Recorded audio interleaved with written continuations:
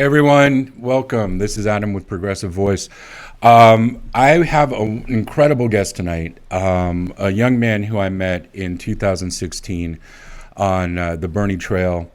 The it was a grueling ordeal for those of us who can recall 2016, and this gentleman, just a little bit of background. So you meet a lot of people along the way in the political revolution. You meet people during the campaigns. You meet people tangential to the campaigns. You meet campaign staffers.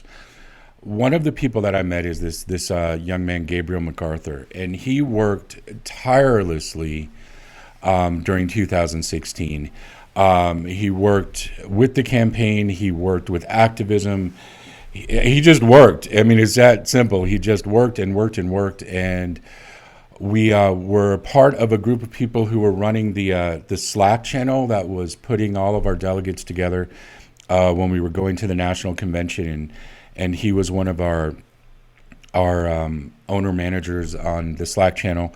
And then we finally were able to meet in person along with many other people when we got to Philadelphia. And he has done some just absolutely incredible things since then. And so we'll talk a little bit about that. But more than that, he's a very wise beyond his years individual with regard to the politics and the Bernie fight.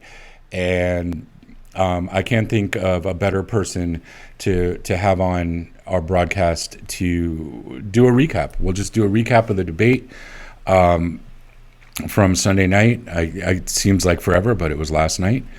And we'll chat. That's kind of what we do here. We're hoping to engage, educate, and empower your progressive voice as we move forward. And on top of that, we're all kind of self-quarantining right now, and it's good to have that sort of voice in the darkness to make us remember and be aware that we're not alone at all. Again, of course, as always, we are going live right now on YouTube, so like, subscribe, ring that bell so you're notified when we have new content to share with you.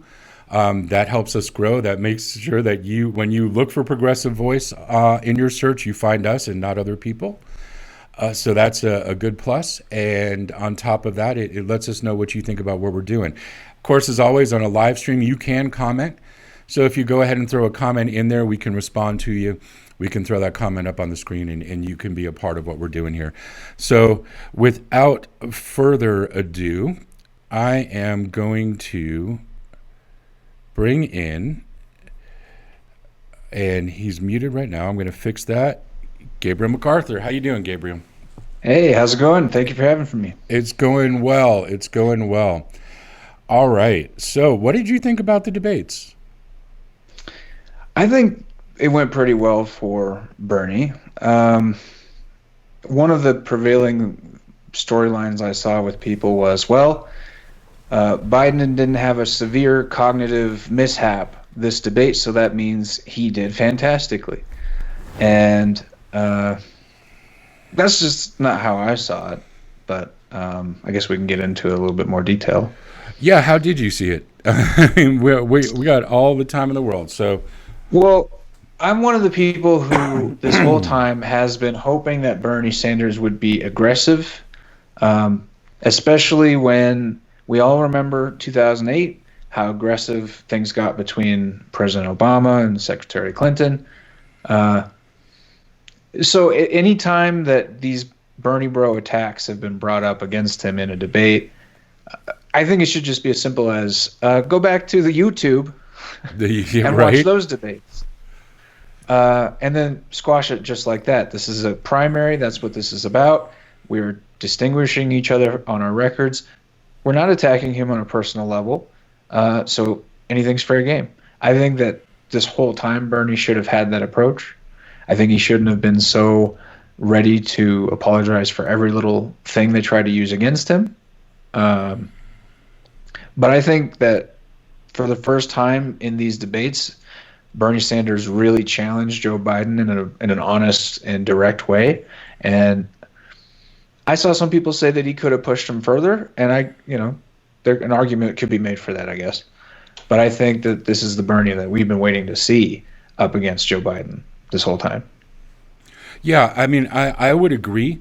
Looking at some of the commentary that we had about this, I'm looking at my notes here real quick. Looking at some of that commentary, people were saying that, Bernie sort of seemed like he was sleepwalking through the first half hour or so. And I don't know how I thought about that. I mean, I watched what he said, and it seemed very much to me like he was laying out trying to be calm, because they're always, it's such a fine line with him, because they're always talking about, oh, angry Bernie, and yet, when he doesn't give us angry Bernie, when he gives us sort of thoughtful, compassionate Bernie, then they accuse him of having less energy. And to me, what we had during the first part of it was thoughtful, compassionate Bernie, basically saying, these are the things that we need to do. We need to take care of our people. And it seemed like Biden was, I wrote down something that I think might have actually been apt here. So it seemed for me like Biden is kind of driving behind Bernie. He can't seem to get ahead of him ideologically, and so it's like you're driving behind another person in this car, and you're getting angry about having to be on the road. Right. And it really seemed to me that's kind of what was going on. Is we it's like I was waiting for him to just sort of stand by on his podium and say, yeah, what he said, only angrier.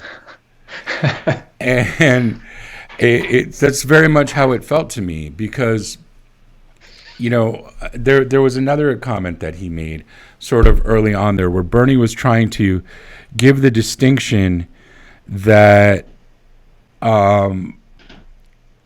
that Medicare for all, if we had Medicare for all, if we had universal health care, a lot of these things would not even be an issue right now. We wouldn't be in as much of a crisis, because those things would already be taken care of. And so, one of the comments, and this was clearly like a canned response, that we know he was waiting, not as bad as Pete. I mean, Pete was like, Pete reminded me of like the Mad Libs candidate, in the sense that it was, okay, I have talking points, and I'm going to find where I'm going to insert those talking points and the movement that goes along with those talking points. And, last time I had B on, and we sat at the town halls together, and we both had the same response, because like it was like Pete, you could see his mind calculating as to when the appropriate time to insert platitude would be.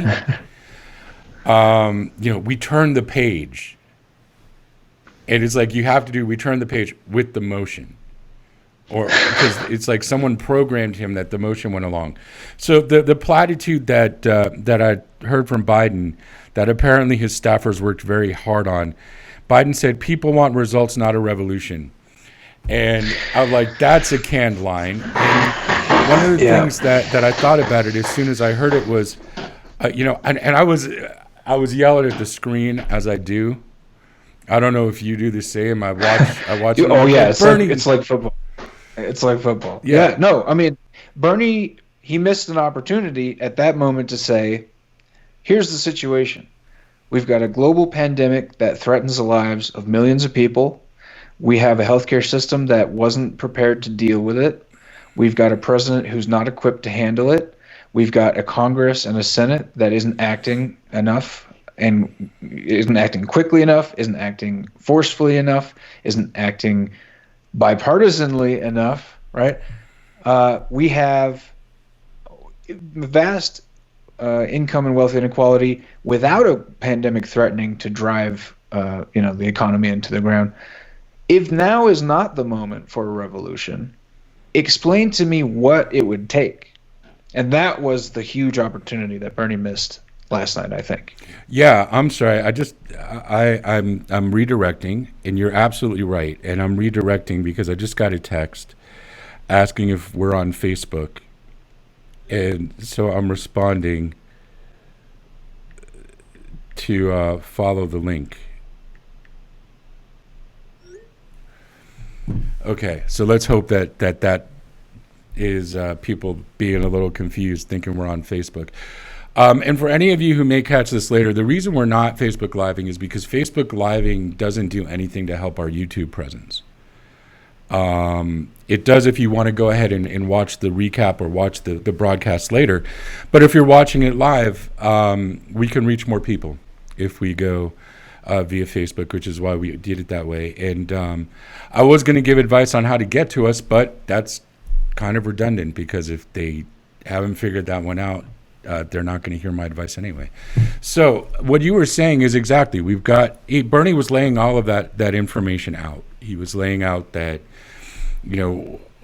on all levels of government, we have a failing on all levels of government. And then on top of that, Joe, what is your plan? And Joe was like, well, my plan is essentially your plan, but without Medicare for all. So, but I can get it done. I can get it done, exactly. I get stuff done. Number one, I get stuff done. Number two, as a matter of fact, I get stuff done. Yeah. But what the stuff is kind of up for debate as to whether or not people want the stuff that you want to get done. So, my response to that, when I heard that, I'm like, give him the good line, Bernie, give him the good line. And to me, when he said people want results, not a revolution, what I wanted to say is, yeah, but sometimes it requires a revolution in order to get those results. Yeah, that would have been a perfect answer. And that's kind of where we are. I have a lot of confidence in Bernie's team way up above. But sometimes I'm like, come on, guys, better writing staff. And you know what I think it is? Because I'm watching his upper staff, and to me it seems like they want the same things that you and I are talking about. They want him to forcefully make the case against Joe Biden, or at least that's what I want. I don't want to speak for you, but he's not doing it, and I think that's what we're watching happen. David Sirota, Brianna Joy Gray, Senator Nina Turner, all of these people talk forcefully about Joe Biden. And whenever Bernie Sanders is directly challenged on it, hey, Nina Turner said this about Joe. Hey, David Sirota said this about Joe. And Bernie Sanders' response this whole time has been, well, that's not what I'm about. It's like, well, really, that's what you are about. That's what your whole candidacy is about. You wouldn't be challenging him if you thought he was gravy. Right. You wouldn't. And, it's confusing because we keep wondering, why are you not fighting? Why are you not fighting? I thought there was more fight in this debate. Oh, yeah. No, I mean, he brought it out last night, and I think that it's he's been attacking throughout the day too. Not attacking, but challenging Joe on his record. So hopefully that dam is broken now. Right. So it's my intent that as things move forward. Okay, see, I just tested this. For any of you who are watching, I'm sorry, Gabriel, I didn't mean to interrupt you, but we're a little bit new here. I just tested by posting a comment from my other YouTube channel to this one, and was able to find out that yes. So if you're seeing this "Hi Mom" on the screen, that's me saying "Hi Mom," and so I know that the comment section does work. So, folks, please, send us a comment, send a comment our way, so that we know you're out there. But yeah, you're saying, he brought the fight. I'm going to go back to my notes here for a second, if I can read my own handwriting, which is sometimes a difficult prospect. So the first thing Biden did was cough a lot. Yeah. And normally, I don't want to get on how somebody, sort of presents themselves, but that was scary. I just today, in the current state of things, to when he starts and he just comes out and he starts coughing, I'm like going, The first question. Yeah, The first question thing, about coronavirus. Yeah, exactly. The first thing Let me about tell the you. crisis, cough, cough, and I was like, oh my god! And in a different world, I guess maybe in a TV politics world, is a better way to put it. That would be the end of his campaign right there. Yeah. You could see it.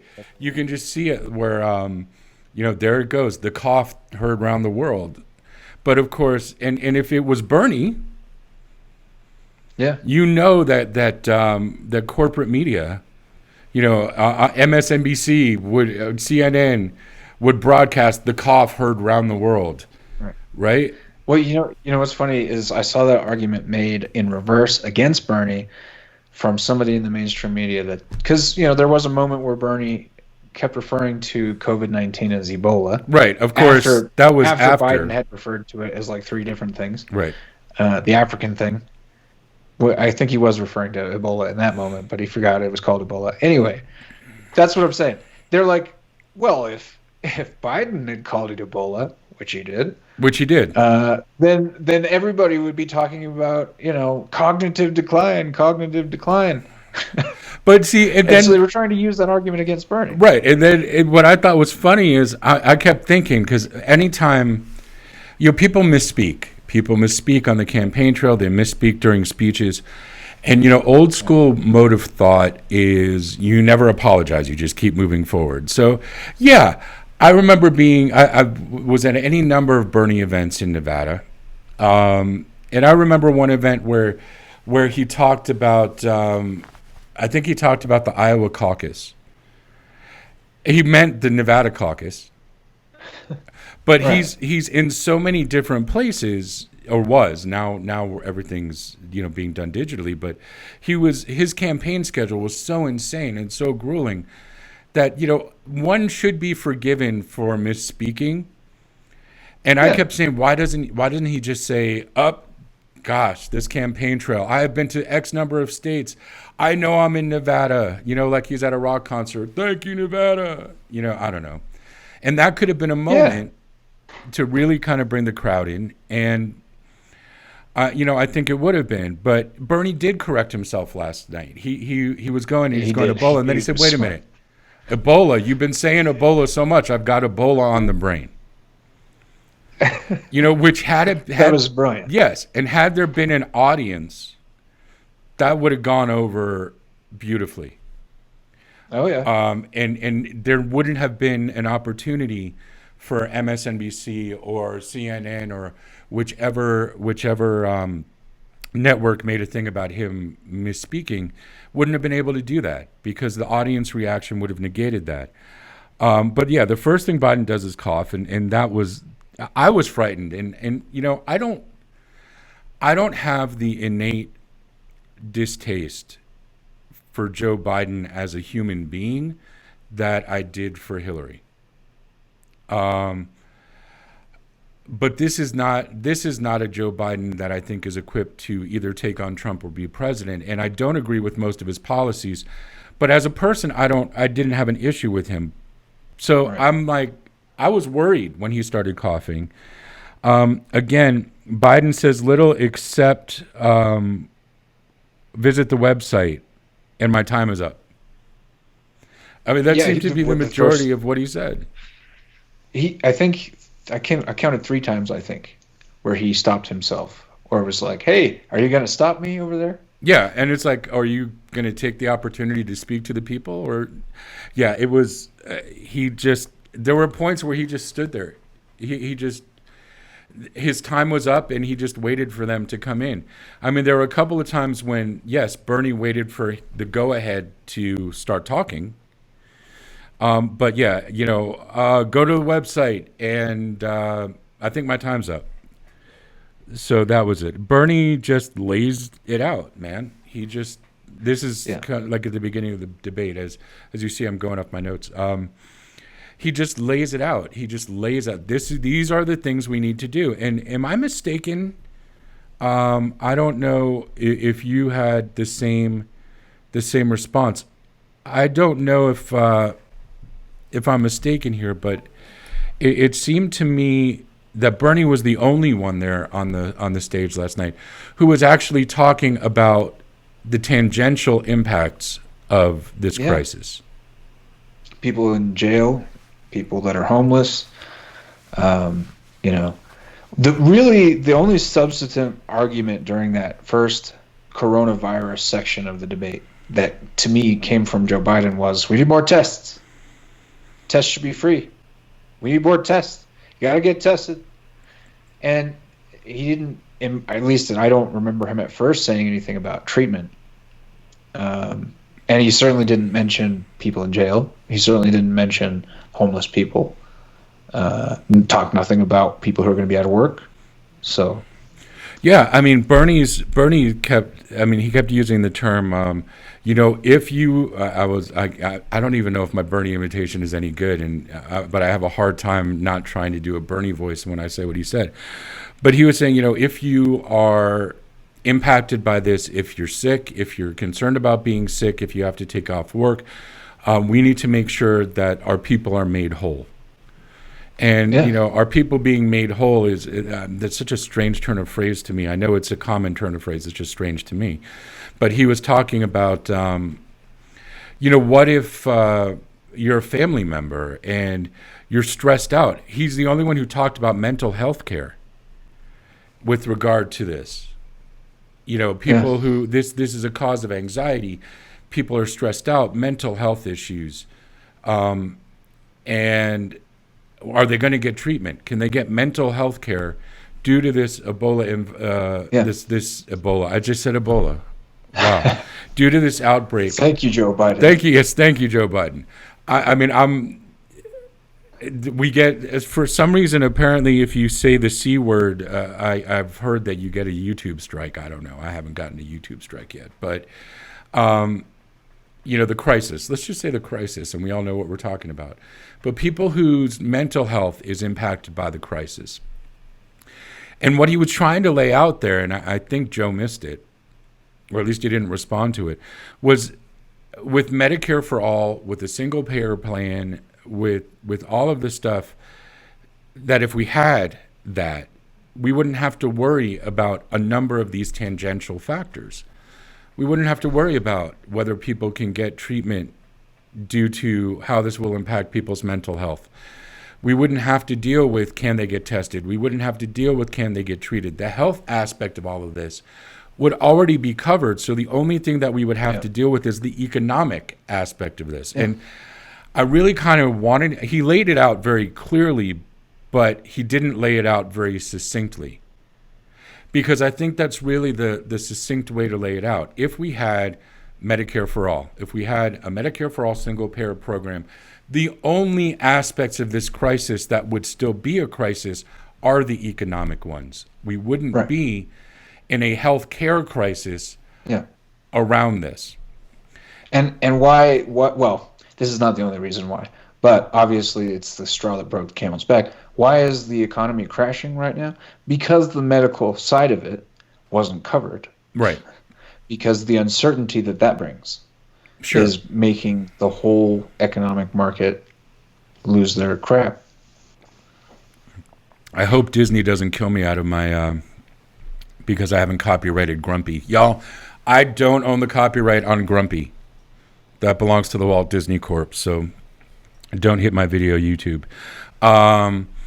You're right. You're absolutely right. The economic aspect of this crisis is either the result or severely impacted by the healthcare crisis of this impact. But it didn't get laid out, and that's what's in my notes. It didn't get laid out about how we are in this massive crisis, which would have been, we'd only kind of be dealing with half of the practical aspect of this crisis if we had a universal health care, a Medicare for all single payer plan. That we wouldn't have to worry about. Again, can you see a doctor? Can you get tested? Yeah. How are we going to pay for treatment? Do people not get tested because they don't think they can pay for treatment?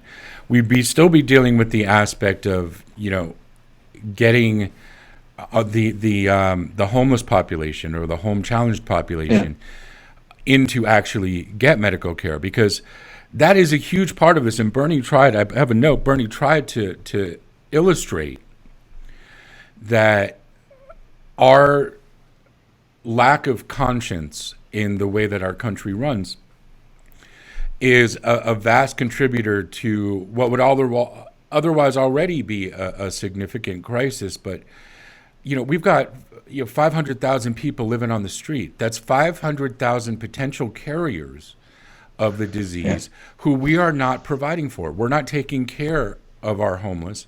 We're not taking care of our hungry.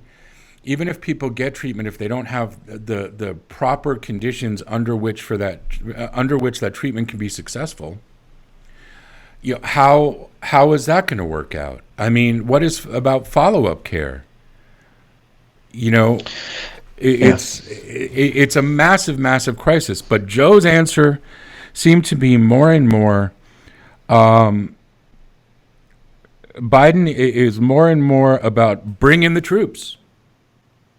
Bring in the troops. But comparison to Ebola is a false equivalency anyway.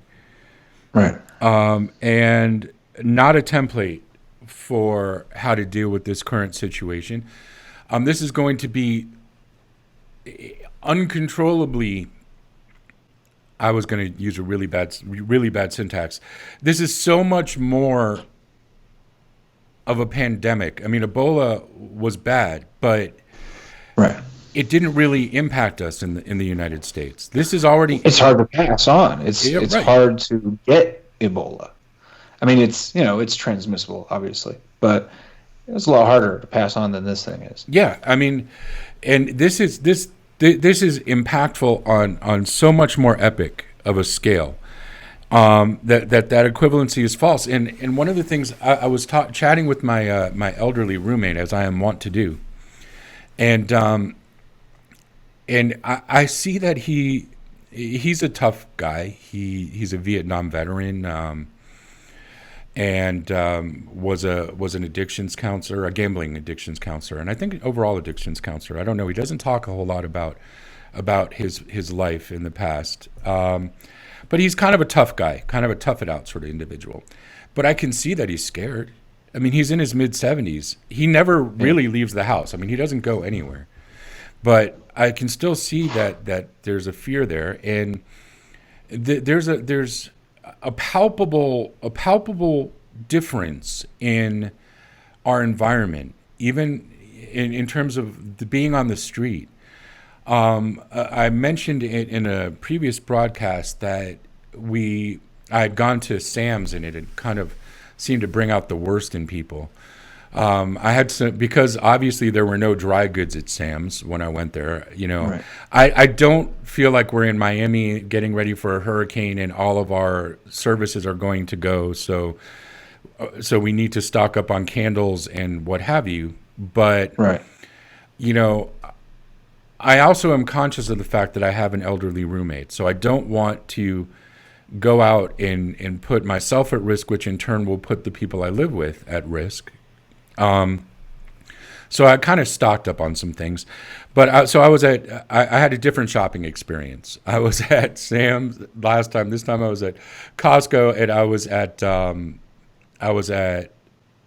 Winco. I don't know if you guys have Winco out there. I prefer to shop at Winco because Winco is employee owned. It's also usually pretty good deals, but it's employee owned, and I like to support that kind of a business model. So when I can shop there, I do. So, shout out to Winco. Yay for being employee owned. But the vibe of the people. Now, when I went to Costco, there were police. There were actual police directing traffic. I heard about this, yeah. And there were employees who were directing you through the store.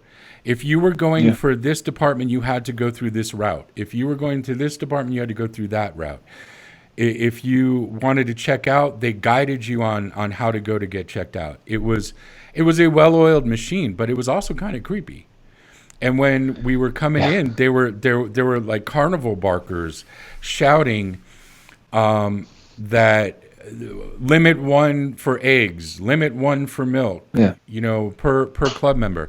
It was kind of scary.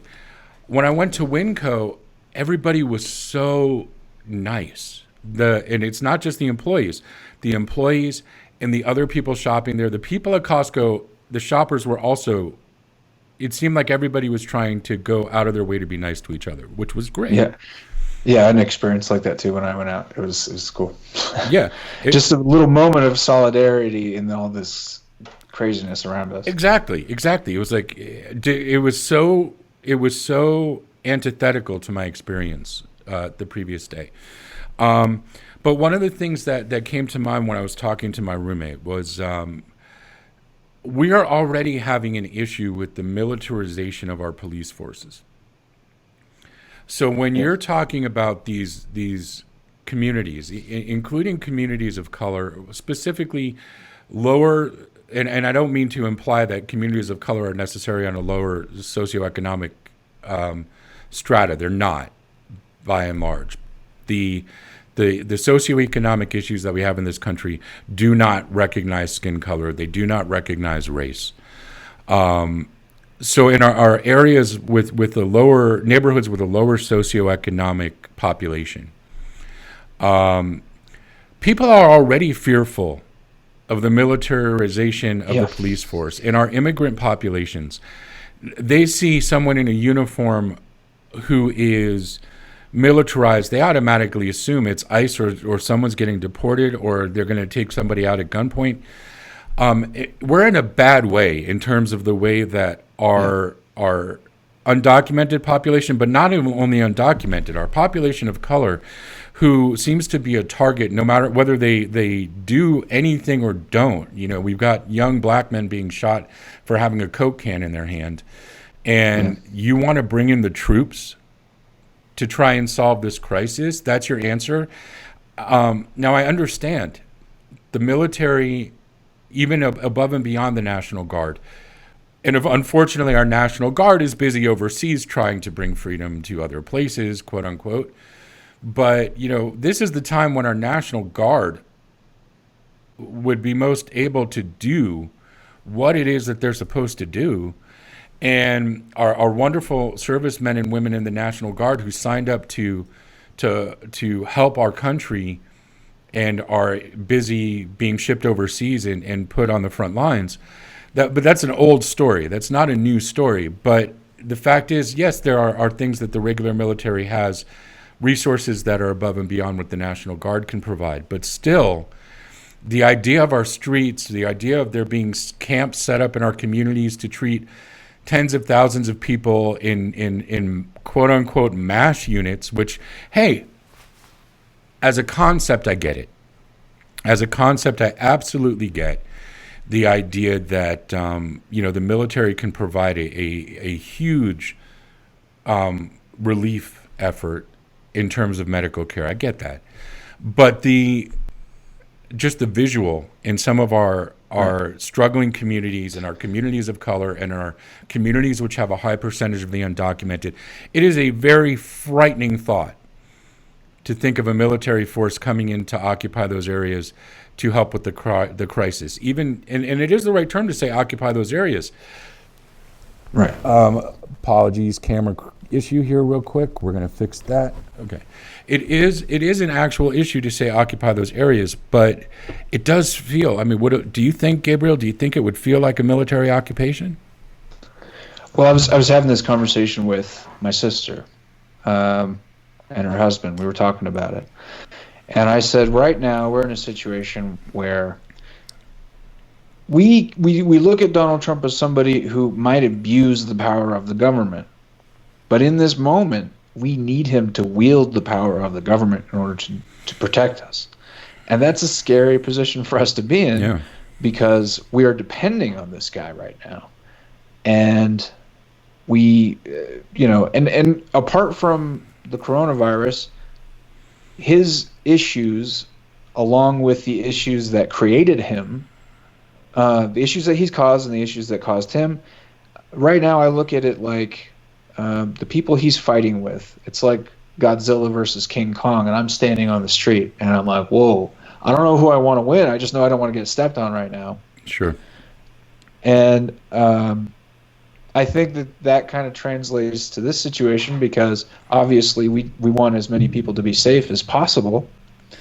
But the idea of, like you said, the police having checkpoints, asking you, where are you going? What are you doing? That's a scary thought. Um, but we also, on the flip side of that, have a situation where you have people going out in crowds thinking it's not a big deal. So what do you do in that situation? Do you restrict people's movements because they can't be trusted to do that themselves? Or do you, like, I think it was South Korea, where they never actually had any restricted movement. They just, as a society, understood, okay, we have to stay home. We have to do the social distancing thing for a little bit, and once it passes, we're good. That's the question right now. Yeah, yeah, and it's Well, and to tie it back to the debates, you know, I think that is one thing that needs to be said in this moment because I've watched certain pundits, I've watched certain people talk about this election as if this entire crisis around us isn't happening.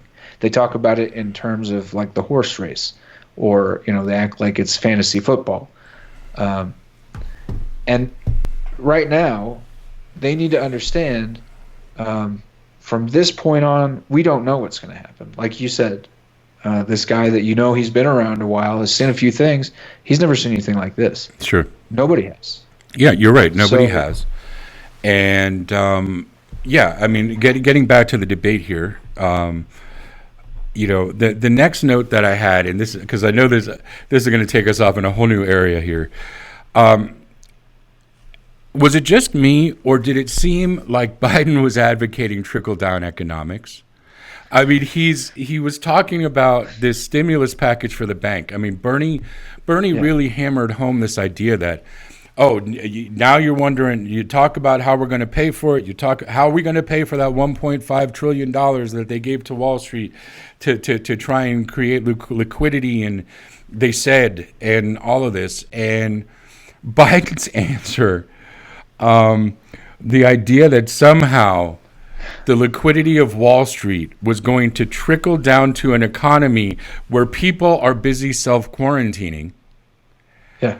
was He, shocking me. I'm and like, so Biden it sounded to me like Biden was advocating trickle-down economics. Did it strike you that not way? only that, absolutely. Not only did he say that, he phrased it in a way that said, if you go after those banks, it's going to hurt people that you say that you care about. Right. That's the way that he framed that argument. And I think that's the way And he look, said it. I think that's the way he sees it. I think that he's been around these people for how many decades now? They're his friends. They're his buddies. We all know that he's from Delaware, where it's a big financial Right. industry, area, and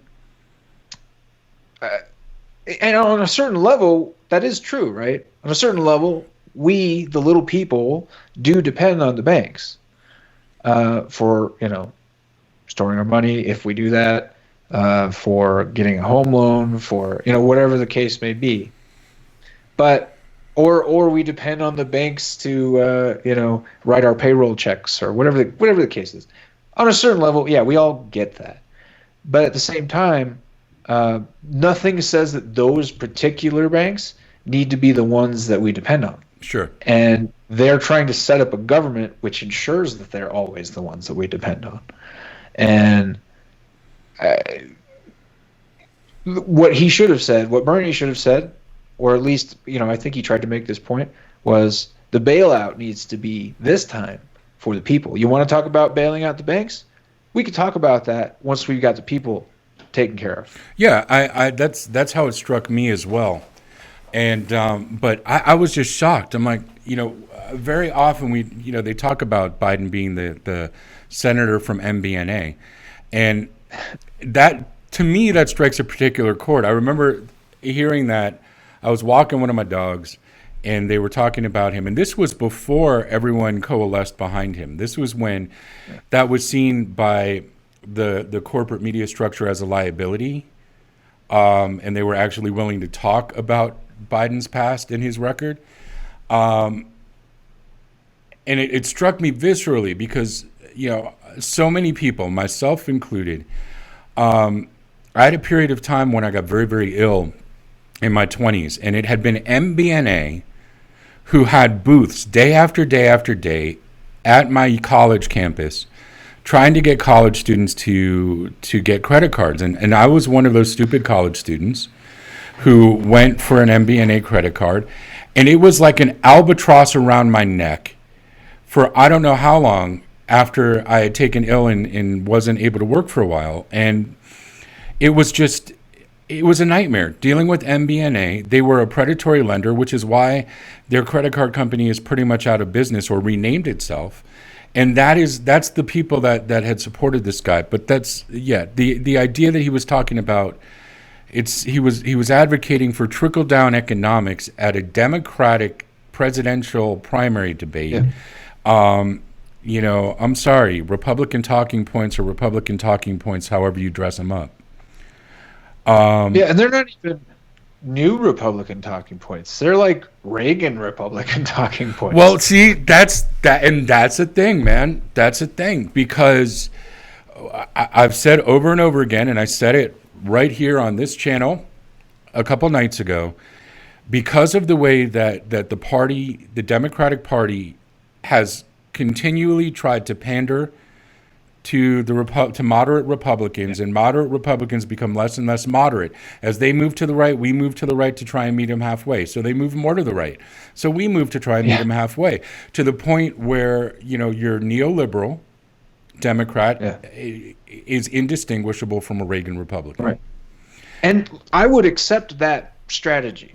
I would accept the strategy from the centrists that says, well, we got to move to the center to try to pick off those people that are in that demographic, right? We can't go too far left. I would accept that argument if I ever heard a Republican ever saying to their people, we don't want to go too far right because we want to scare people away. If I heard them saying that same thing, okay, fine, make that argument. But we're not hearing that from them. It's like you said, we're letting them drag us along with them to the right. And you know what? What I find scariest, and maybe this is my tinfoil hat moment, but what I find most frightening about that is that will never happen, because the far right of the Republican Party is based in religious indoctrination.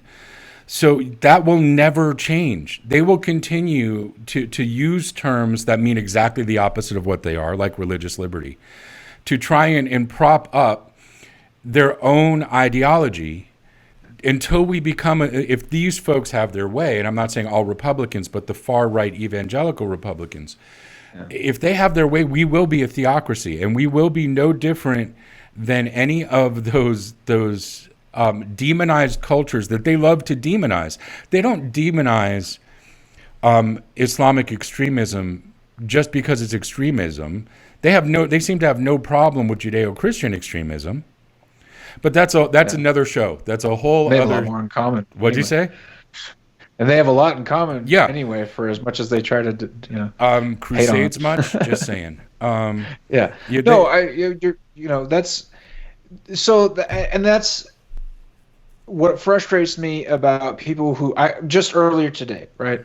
I had somebody tweet at me and say, it's just not time for the revolution. Those are great things. Those are awesome. Making the same argument that they make when all of this isn't happening around us. Right. Look, if this was a normal election, if this were, let's just say the circumstances were similar to 2016, you don't have this pandemic, it would be tough for Joe Biden to win already. But I think he could pull it off. In a 2016 circumstantial election, sure, I think Joe Biden could maybe pull it off.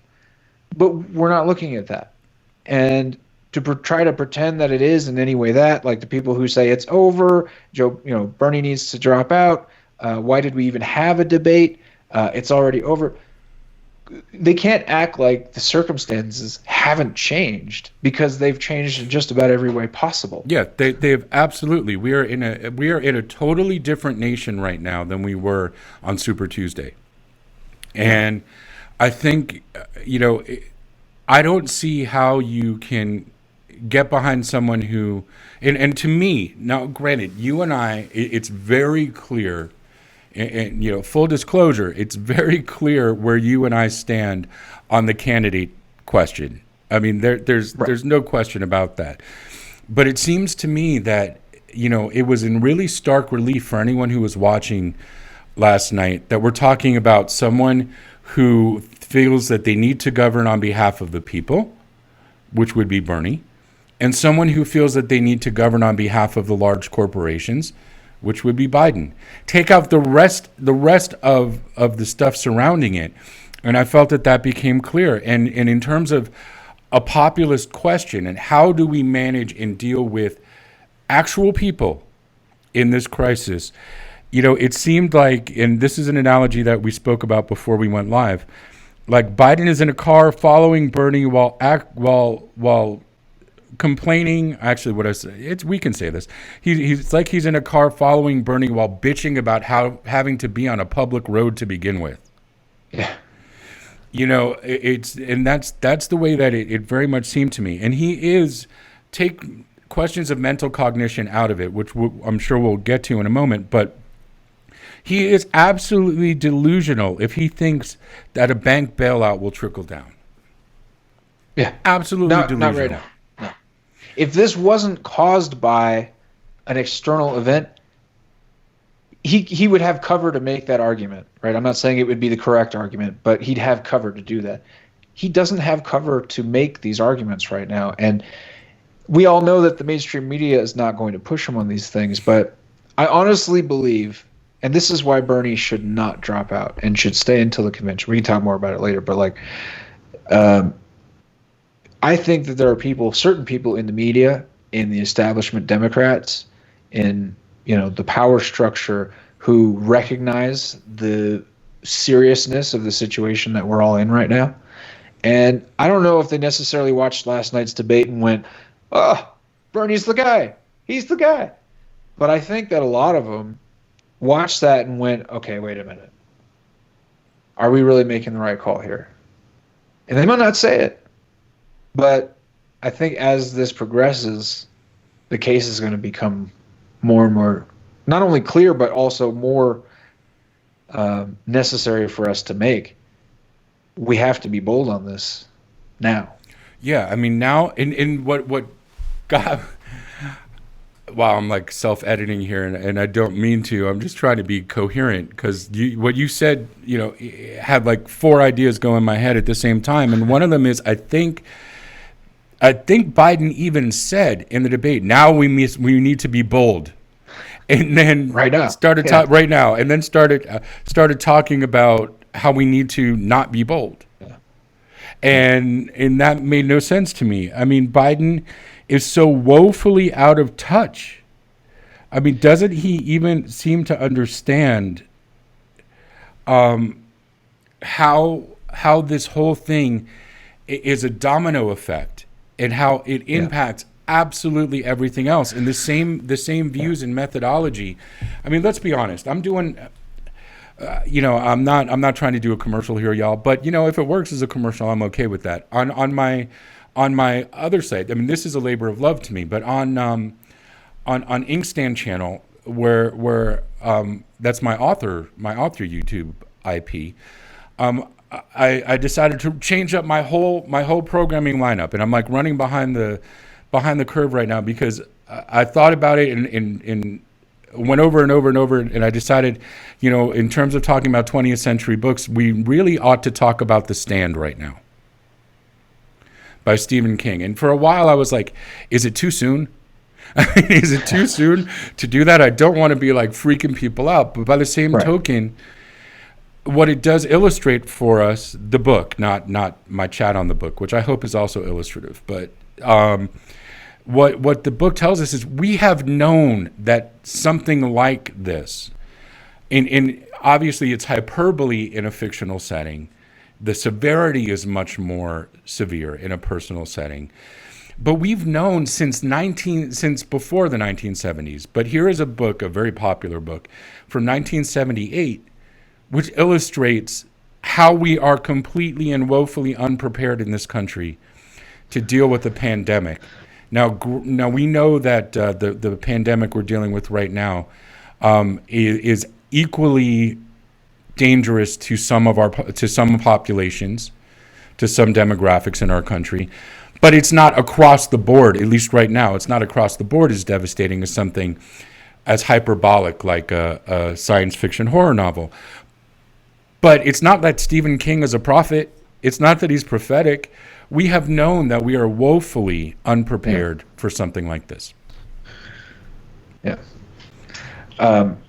It's interesting because before all of this happened, I was interested in hearing and reading about the rationing that went on during World War II. Mm-hmm.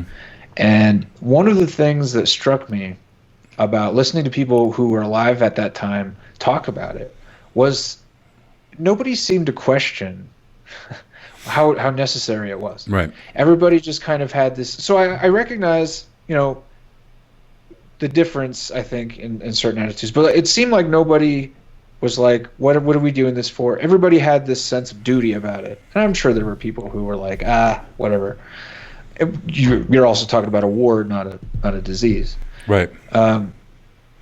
And I think we'll start to see that again. I think that people will, for the most part, band together and do the right thing through all of this. So we have been through disasters before, and we have proved overall that we are capable of working together and having this mutual dignity and respect. And it's not alarmist for us to talk about the potential impacts that this could have, because we know what it's not going to be good. This is not going to be good a good couple of years coming up. And but the difference between apocalypse and a bad couple of years is proaction on these issues and these policies. If we don't, and that's the case that every progressive right now needs to be making, every Democrat needs to be making. How is it that Mitt Romney is going to propose BI, which $1,000 isn't enough anyway? Wait, I'm sorry. I missed that entirely. Was I sleeping? You hadn't heard about this? No, was I sleeping when that happened? This happened today. All right, I'm going to put you on screen full, man. You tell us about this, because I missed this entirely. Go ahead. Okay. So today, I think there was about 4 Republican lawmakers, the first of which I think was Mitt Romney, who said we need to put cash in people's hands. Now, Mitt Romney only proposed $1,000. That's it. Just a one-time $1,000 stimulus, which it's better than nothing, but it isn't what people are going to need. And some Republican lawmakers proposed even more than $1,000.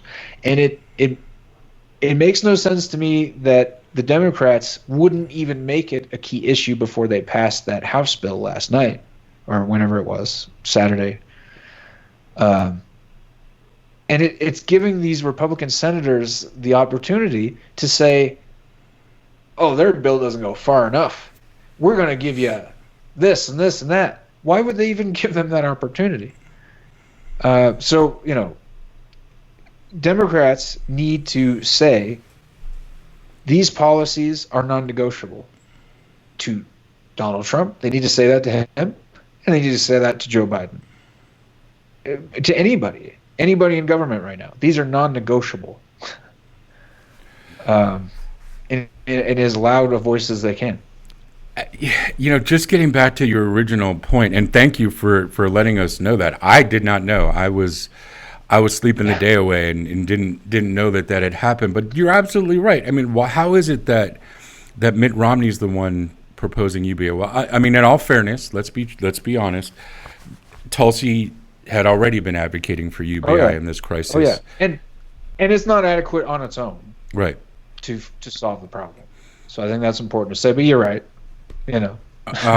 You know, Tulsi and Andrew. yeah. Well, Andrew Yang, had been advocating for UBI. That was the cornerstone of his campaign. But just in terms of in dealing with the crisis, Tulsi's been out there talking about UBI since the crisis became a crisis. And I'm in agreement in the sense that it's not enough, and that's one of the reasons why, I didn't feel when Yang was a candidate, I didn't feel that the cornerstone of the policy of UBI was enough. No. Or the UBI in itself was not a bad idea, but that $1,000 a month is enough. That's what I had in grad school to be a part-time instructor, and it just wasn't enough. I don't even want to say how long ago I was in grad school, but it wasn't enough even then to support a person, a student, much less a family. But it's something. It's something more. It's an attempt to solve the problem. So I mean, I like also. It doesn't matter if I like it or not. I agree with and respect what you said about. We need to. It's not an apocalyptic thing. It's going to be a bad couple of years, though. But who do you want? It comes down to, again, who do you want in charge for those bad couple of years? Do you want someone who is singularly focused, single-minded on the people and helping the people get through the crisis, and realizes that our people, and this is a common theme, man, and this is going to lead us a little bit over to another question that I have for you about something. Well, let me just say, before we move on, in a normal time, we've all heard this argument. Well, let's just get our guy in there, and then we can push for those revolutionary policies once we get them in there. We all know how that goes. It goes the same way every time. We get them in there. We go, okay, we'll get your guy in there, but you give us some policies, okay? And they go, okay. We get the guy in there, never get the policy. Right now, I personally don't have patience for that argument at all.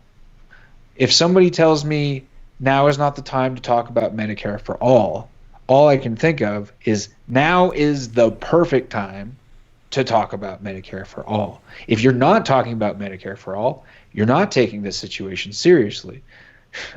Yeah, I mean, if now is the exact time, and I remember when this crisis happened, because I mean, you've known me a while. My mind is always going to some kind of strategy with regard to a progressive agenda, and I felt a little guilty. I may even have mentioned it on our last broadcast. I felt a little guilty because I'm like going, oh my God, this is awful, but it's the perfect illustration of why we need Medicare for all. We can ride this into the nomination, and I know that's a mercenary way to think, and please, y'all, I'm not an uncompassionate person, but, what they're really good at, and what Biden did last night, and it goes right to the heart, I think, of what you were saying is, once we get our guy in, then you can have policy. We just need to get our guy in, and it's never what they say it is, and in fact, this time, they're like Bernie, he never conceded the election, but and for that I will always be proud to have served as a delegate for him. But the fact is, get behind Hillary, get Hillary in, and then we'll put some of your policies forward. Now, Hillary didn't get in, and there's no way to know what, if any, of those policies that she agreed to would have actually been put forward if she had. But even the DNC, the Democratic National Committee, not the Democratic National Convention, even the DNC, they supposedly accommodated the progressives by things like limiting superdelegates to the second ballot. Although we know that that accommodation was really hard fought. And we know that as soon as we got that, if you say we got that, as soon as that accommodation went through, I'm sure they started plotting how to get around it, which we've seen during this primary. That's exactly the problem. That's exactly the problem, is the negotiations never go, if we ever have negotiations. If they wanted to compromise with us, the Democratic Party establishment, they would, as the establishment, say, okay, look, no more superdelegates, period, ever. We will give you that,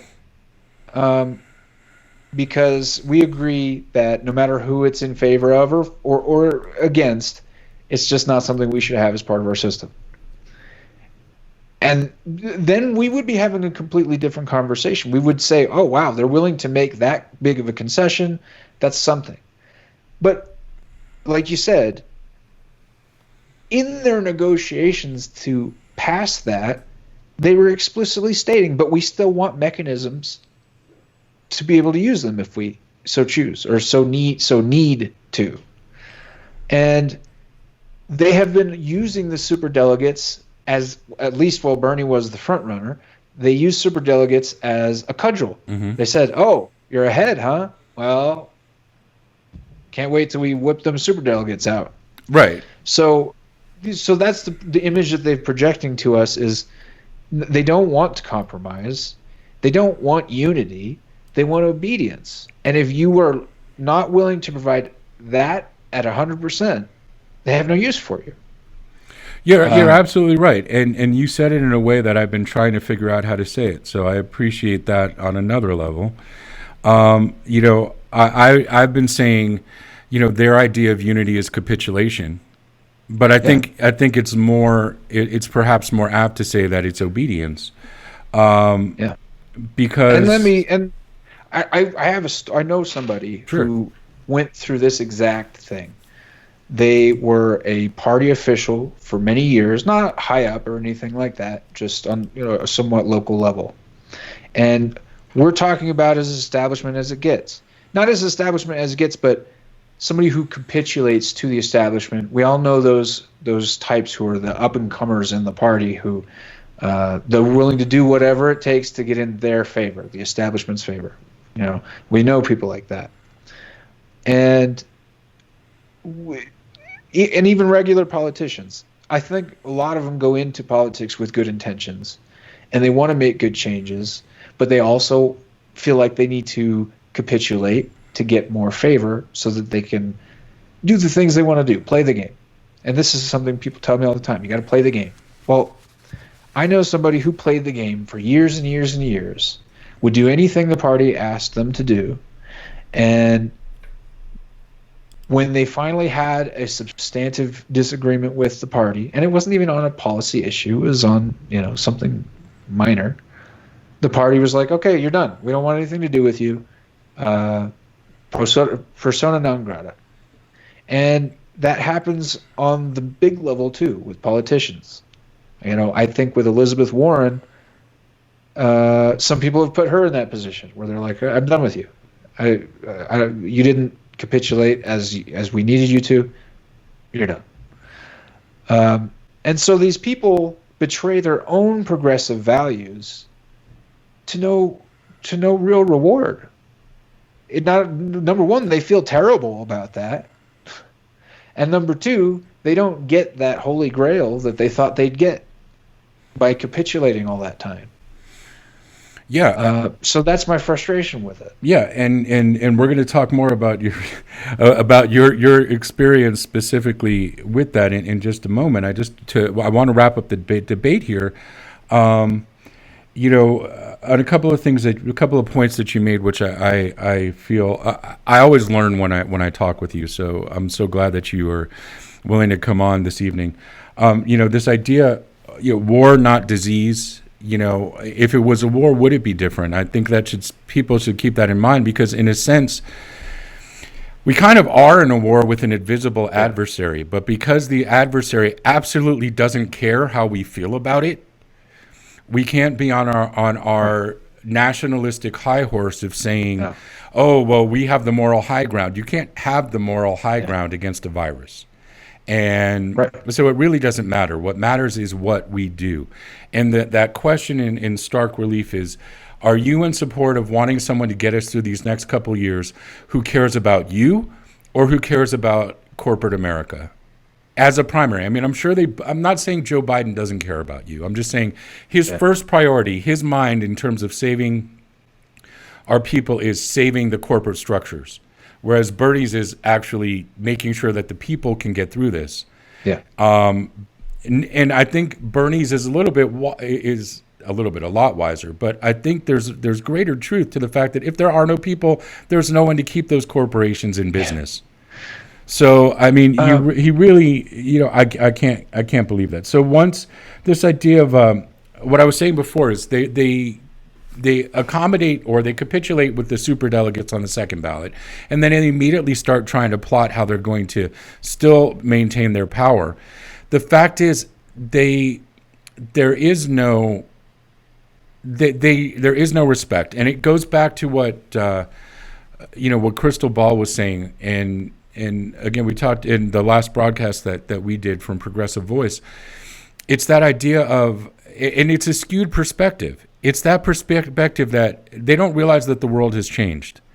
They don't realize that corporate media is losing more and more of its power and more of its credibility, and the two things go hand in hand. Yeah. And its credibility is flagging a lot more than its power, and that's going to catch up as the Generation Xers become the oldest generation, and the millennials become the generational sandwich of where Gen X is now. And the fact is, you cannot win by pandering to a demographic that is outnumbered, and you do not have power if you can't reach the generation that is not voting for you. I mean, our power is our vote, and the fact is, as long as you're telling us that you don't care about our votes and our votes don't matter, that is not a good argument for why we should vote for you. Yeah. Your only argument is the demonization of the other guy. And the demonization of the other guy in this case is Trump. That fear tactic, quite frankly, pretty much worked in 2016. But we've been living under this Trump presidency, which I think now, again, provides a unique opportunity for a candidate to take him down, because his response to this crisis has been abysmal, and everybody knows it. Even media on the right can't help but critique his performance on this. Right. And so if we had a good candidate, if we had a strong candidate, we wouldn't have to pander to the myth of the never Trump Republicans. And it's very sad, because you sat there and I sat there during the great 5-day indoctrination of the Democratic National Committee at the convention. And we sat there for 5 days having them try and indoctrinate us while half drunk and sleep deprived, to try and get us using those interrogation tactics to try and get us to get behind Hillary, and ultimately, we, just because many of us voted for her doesn't mean that we supported her or we were behind her. A vote against someone is not a vote for the other person ideologically. Yeah. But you and I talked about that, and I remember, as promised, in terms of our preview blurb here. So one night, and it might very well have been the night of the roll call, I don't recall.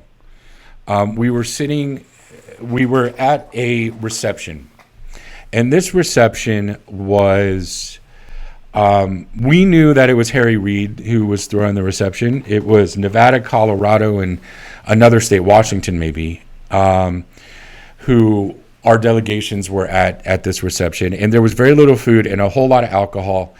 And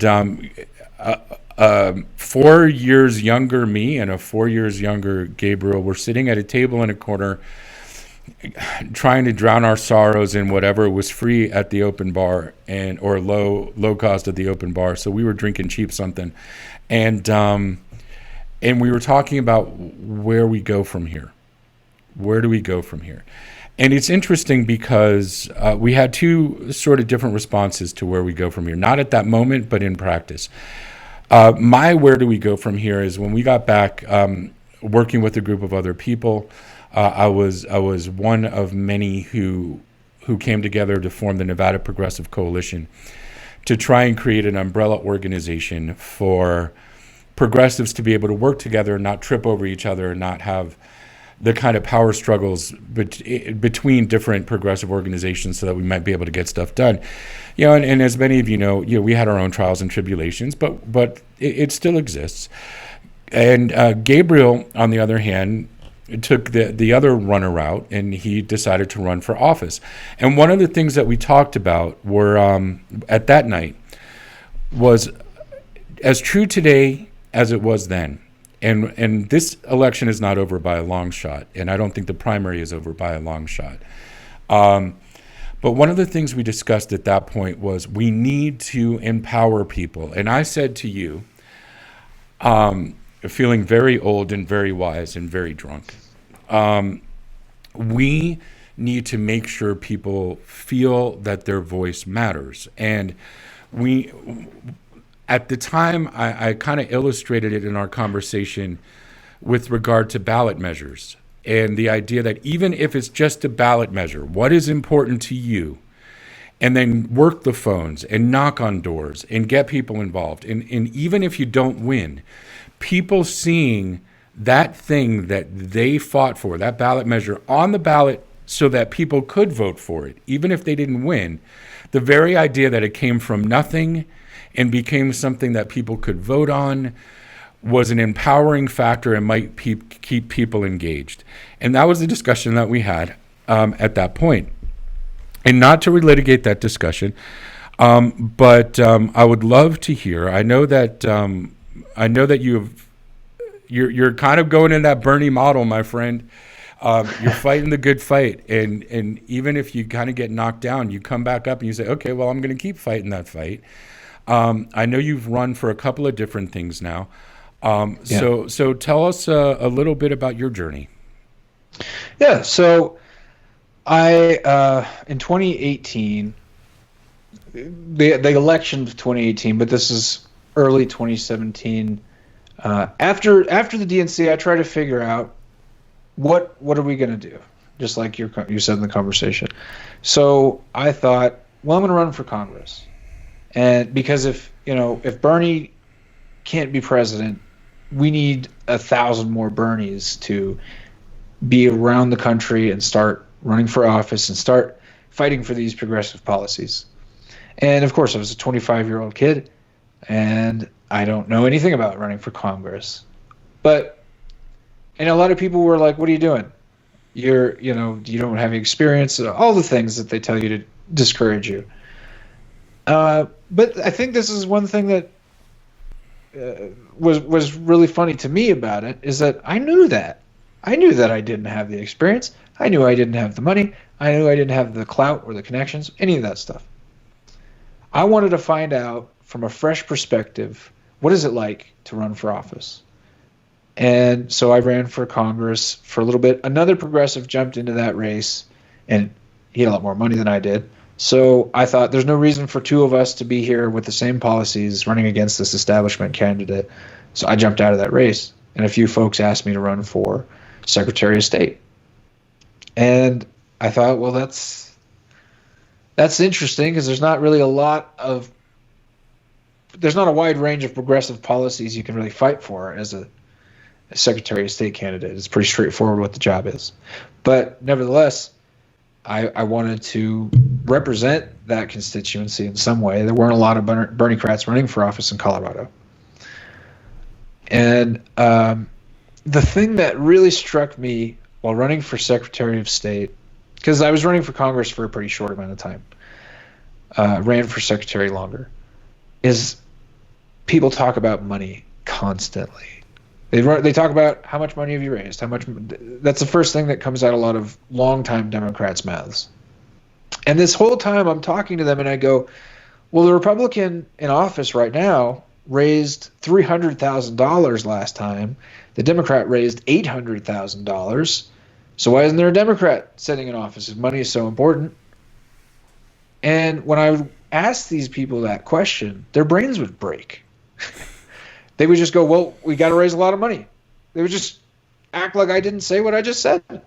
Well, yeah. And I mean, when get in a loop. when you talk to a lot of people who have been in the party establishment for a long time, and even in our neck of the woods, we had that conflict between, okay, I've been in Nevada politics for 30 years, and this is politics 101, and you'd be like, okay, you need to throw politics 101 out the window, because that playbook and that curriculum is gone.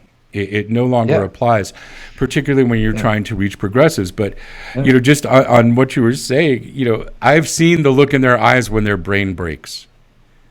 Yeah. And that's a great way to put it. And obviously it's important to have some money so you can get some materials and so you can hire a staff and all that, But it's like you said, you got to throw one-on-one out the book. Sometimes I'll get into an argument with one of those consultant types and they'll go, well, my political science degree says blah, blah, blah. And I love that one because I go, well, who's teaching it? Exactly. Science class as taught by James Carville. Yeah. There's some great political science professors out there. We know that's the truth. But those are people who teach their students to question the official narrative that they're supposed to be teaching in their college. Yeah. Whereas the hacks, they just try to instill that not common knowledge, but that institutional knowledge that sometimes it's helpful, not every time. And I've talked to people about running for office, and they say you got to do this, you got to do that, you got to do that. I didn't want to listen to any of that when I was running for secretary because I just wanted to see it from my own perspective. Helpful or unhelpful didn't really matter to me. I was like, stay out of it. I'm going to try to figure this out. And of course I didn't win. Of course I didn't even come close to winning. I dropped out of the race because I didn't want to embarrass myself.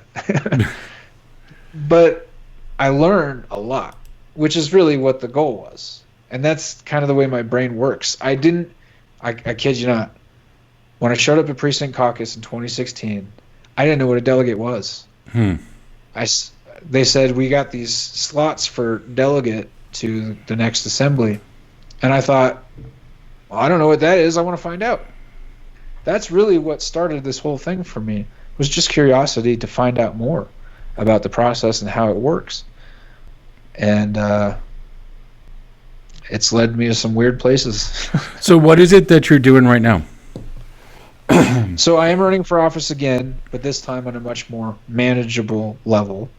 I'm running for state representative in my Colorado District 22.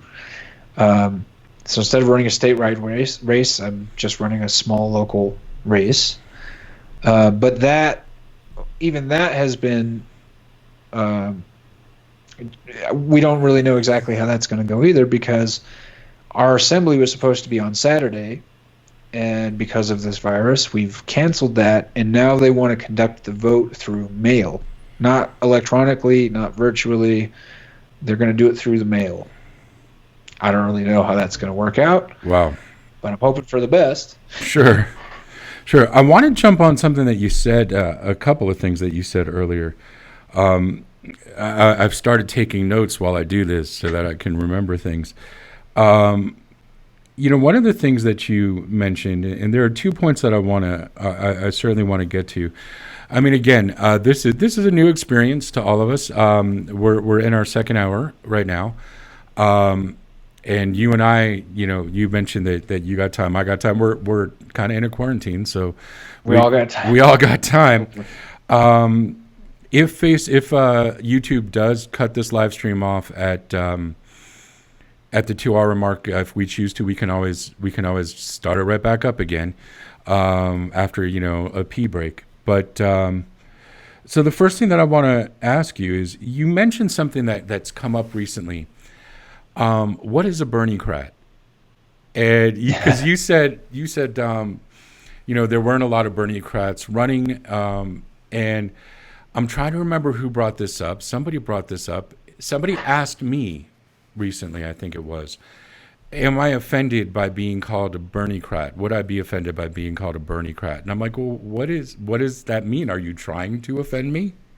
I mean, I don't know. I look at it as, I've been a Democrat my entire life. I've been a Democrat my entire voting life. I consider a Democrat to be a Bernie-crat, to be a Democrat who believes in the policies brought forward by Bernie Sanders. as opposed to the corporate wing of the Democratic Party. And I know we're not about identity politics, and that's the only reason why the term Bernie-crat would be a little unctuous to me, is that, to say that implies that the only person who believes in those things is this one person. And Bernie is not an ideologue, and neither are we. What does that mean to you? Well, so it gets into that conversation about labels, right? And it's a fun conversation to have, because I can just as strongly argue in favor of using labels as I can argue against using labels. It just depends on what the label is and what it's being used for. Well, Bernie-crat to me if you just expand it outwards, right? You got, let's just say you're explaining the political party system to somebody who has never heard about it before. And you just say, okay, if you are in a perfect world, right? We're talking about an ideal situation. You say, okay, person who doesn't know how parties work, the Republican means that you believe in this, this, this, and this. Democrat means you believe in this, this, this, and this. Wouldn't it be crazy if we heard people talking like that? But, but we do, though, Gabriel. We do hear people talk about it like that. And the world does not exist in those black and white terms. This isn't a Tolkien novel. Right. But it still is that's how the system is formed. You have Democrat, you got Republican. Of course, we all know there are other parties, and I want them to do well and all that stuff, but I'm a Democrat. And I want the Democrats who are fighting for single payer. I want the Democrats who are fighting against fracking. I want the Democrats who are fighting for humane and immigration systems. Go down the list. I want those Democrats to know that I'm one of them. And I want those Democrats to join in with me to pass those policies. So Bernie-crat, it's just, I use a million different words. Burners, Bernie-crats, progressives, Democratic Socialists. We have a million different labels. But, it's like centrist, right? They've caught on to the fact that we use that as somewhat of a pejorative. But the reality is it's only a pejorative because of the results that being a centrist has yielded. Good point. It's like being establishment isn't inherently an insult. It's only an insult because of what they're doing. And the whole point of what I think we need to do, I left the party in 2016. I came back to the party and I figured, okay, let's try to take this thing over from within. And Bernie-crat is that instant, okay, I know I can trust that person to help me if we go in this inter-party fight. Mm-hmm. I know they've got my back. That's kind of the way I look at it. But taking over the party is something that I fought with people about ever since 2016. We fought about it while we were there. Right. Is it possible? Can you reform the Democratic Party? Is it dead? You hear these questions all the time. To me, it's just as simple as I don't hate the Democratic Party. I don't want the Democratic Party to die. I don't hate Democrats. I want Democrats to be Democrats. Yes. I want them to fight for workers. I want them to fight for people of color. I want them to fight for all these things that they say they fight for. Well, yeah, I think it was Nina. I think Nina puts it best when she says, what we're fighting for in the political revolution, and I think this was on our revolution call or something like that, is a party worthy of its promise. I just want... It's the best way to say it. Yeah, I don't want the Democratic Party to fail. Those of us who have been Democrats, who have seen the Democratic Party as the party that speaks to our values, want it to be the party that it tells us it is. I think that's really what it comes down to. It's like I've said many times, if you look at the platform, and I said this a couple days ago, if you look at the platform, I am a Democrat. So who are these other people with a D in front of their name who don't stand for the things that I stand for?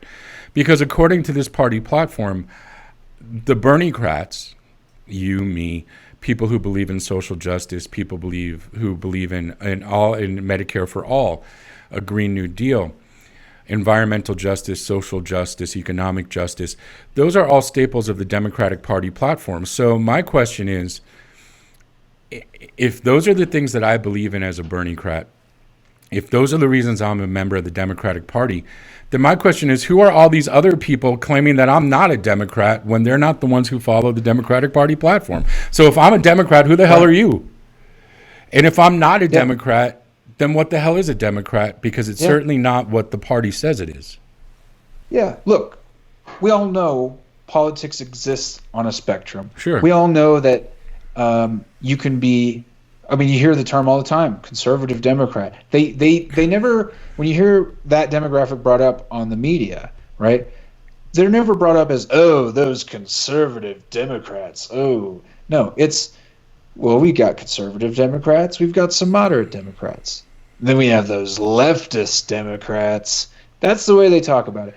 And, you know, they say that we have this big tent party. Well, folks, I hate to break it to you.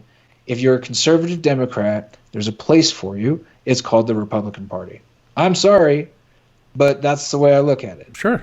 And I think you're right. I mean, yeah, aside from the fact that the big tent is far too often a circus tent, you know, one of the things that you're absolutely right. If your values are more in line with the values of a quote unquote moderate Republican, but then again, I mean, I know that it sounds naive, and I want to make it clear that I am not naive. I'm just speaking in very specific terms as opposed to the vagaries and generalities that we usually use in politics.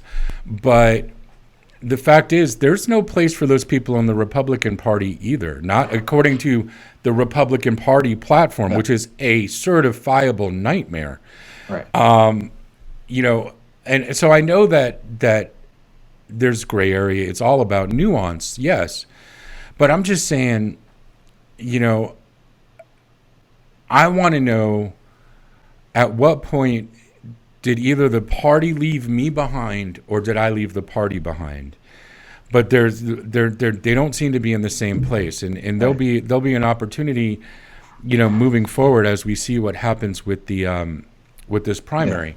There will certainly be an opportunity to litigate where we go, depending on where we go. Maybe the Democratic Party does what it says it's going to do and embraces the candidate that speaks to its stated principles. And if that's the case, we're going to have a President Bernie Sanders. But if it does not, if it chooses to run counter to its stated mission and its stated identity, then there may have to be a discussion about, okay, how about you? It's okay. We need to reshuffle the board here. So how about you actually create a platform that speaks to what you are actually going to do and what you actually believe. Right. And then if we, as progressives, agree with being partners with you in that fight, then we'll continue to be Democrats. If not, we need to find a way to get to a party that does speak to our values. But as long as we have a party that speaks to our values and acts according to some other mode, that's why we have a schism within the Democratic Party. Yeah. One of the things when we were go ahead. No, man, go ahead. I was just going to say that hotel that we stayed at in Philadelphia. Sure. They gave us 3 drink tickets or something. Yeah, something like for that. our trip. Something like that. Those and went of course, quick. Hey, 25 years old. Come on now, I'm going to go get me a drink. So I go over to the bartender, get my whiskey Coke, and the guy looks at me. He's an older guy, and he looks at me, my Bernie badge, and he goes, "You know, I like Bernie, but I just I don't think that he could get what he wants done. You know, I like him a lot. You know, he wasn't being rude or anything like that. So I just said, okay, look at it this way: in a negotiation, a good negotiator always understands you start way more extreme than what you're willing to accept, because then you can work your way back from there. Bernie understands that. And that's the way I phrased it to him. And he was like, oh, and you put it that way. I mean, because that's the thing about centrists, right? I would have a lot more respect for their argument if they were actually saying, hey, we would like single payer too, but if we can't get that, we're going to fight tooth and nail for that public option.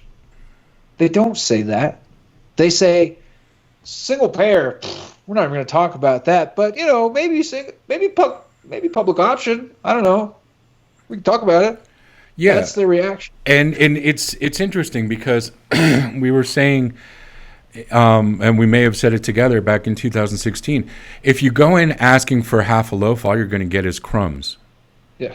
But by the same token, I've become a little bit more set in those policy issues because in defending Medicare for all, one of the things that we've had to do a lot is illustrate how a single payer option only creates a bigger problem.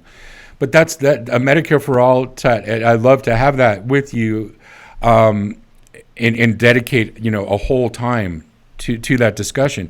The fact is, there's a reason why Medicare for all works economically, and single payer ultimately won't. Single payer works ultimately, and why a public option would probably just be a catastrophe. But that's a whole other issue. Well, I wanted to mention something that you said, which I think the Democratic Party as a whole really should be thanking Bernie on their knees, offering to peel him a grape or something, because a perfect example is what you said is similar to what I said. I was very inspired by Obama in wanting to be of service in whatever way I uniquely could be of service. So I'd started a nonprofit, and this is not a discussion about that, but I was pursuing the change that I wish to see through a very specific sort of effort. And it wasn't until Bernie, but I wasn't involved politically at all. And it wasn't until Bernie that I doubled down and basically did a graduate level crash course in American political science. Because if you recall, I am an extremist. It's like, oh, I don't know about this, so I'm going to jump down the rabbit hole and dig into it for a week. Yeah, I'm the same way. I know you are. And so you were talking about the not really knowing about politics. So until Bernie came along, and I didn't really get involved. I knocked on some doors and canvassed for Gore in Florida, of all places, back in the day. But when that ended, like so many,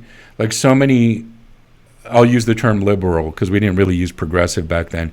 So many liberal Gen Xers, when we got served our walking papers by the Supreme Court in them appointing Bush to the White House after that election, a lot of us kind of distanced from the political scene.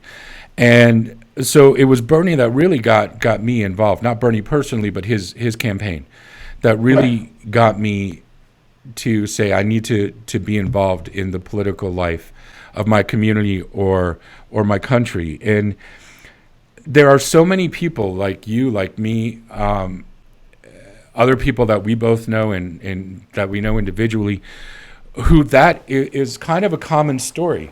Many of our leaders, many of our strongest leaders would not exist if there had been no Bernie Sanders presidency or presidential run in 2016. And I think the Democratic Party, if they could get away from behind their own ego and power grab, if they could actually see the truth, which is that enriches the Democratic Party and the Democratic Party experience, but they are so dead set against it. Now, you've run for actual office. I have not done so. I ran for one position in the Democratic Party in 2016 because there was such animosity in Nevada between the establishment or corporate wing of the Democratic Party and the progressives. And we all know that the Nevada State Democratic Party 2016 state convention was in many ways the shot heard around the world with regard to the political revolution. And having lived through that experience and having negotiated with the NV Dems to try and get parity between progressives and establishment Democrats, something which we seem to be making progress on, and then for various reasons, now that seems to be less and less. But I agreed to run for a spot on our dispute resolutions committee because I figured in our Democratic Party here, because I felt that we needed a progressive. We had a progressive voice on that who took very ill and ultimately succumbed to her illness. And I felt she had talked to me before she passed, and she felt and I felt that it was very important that there be a progressive member, a progressive voice on that dispute resolutions committee. And so I agreed to do it. And I won over a lot of people who talked with me later, about, the ideas that I expressed. But there was one lady who was dead set against a progressive having any say in anything. And she rallied her people around her. And just that one powerful person who goes to all of the Democratic meetings and all the Democratic clubs and caucuses and makes her presence known. She single-handedly wielded the power to nuke that entire idea of unity. The idea that if we're going to have a unified party, when we mitigate disputes, we have to have people on both sides of the discussion to really find a middle line. And I see that happening all over the place. Their establishment, the party establishment, is so dead set on maintaining a power structure that their first choice is they go to a nuclear option. But they don't realize that when you go to the nuclear option, eventually the only thing that's going to be left are cockroaches. Yeah. Yeah, I mean, that's so on the state level.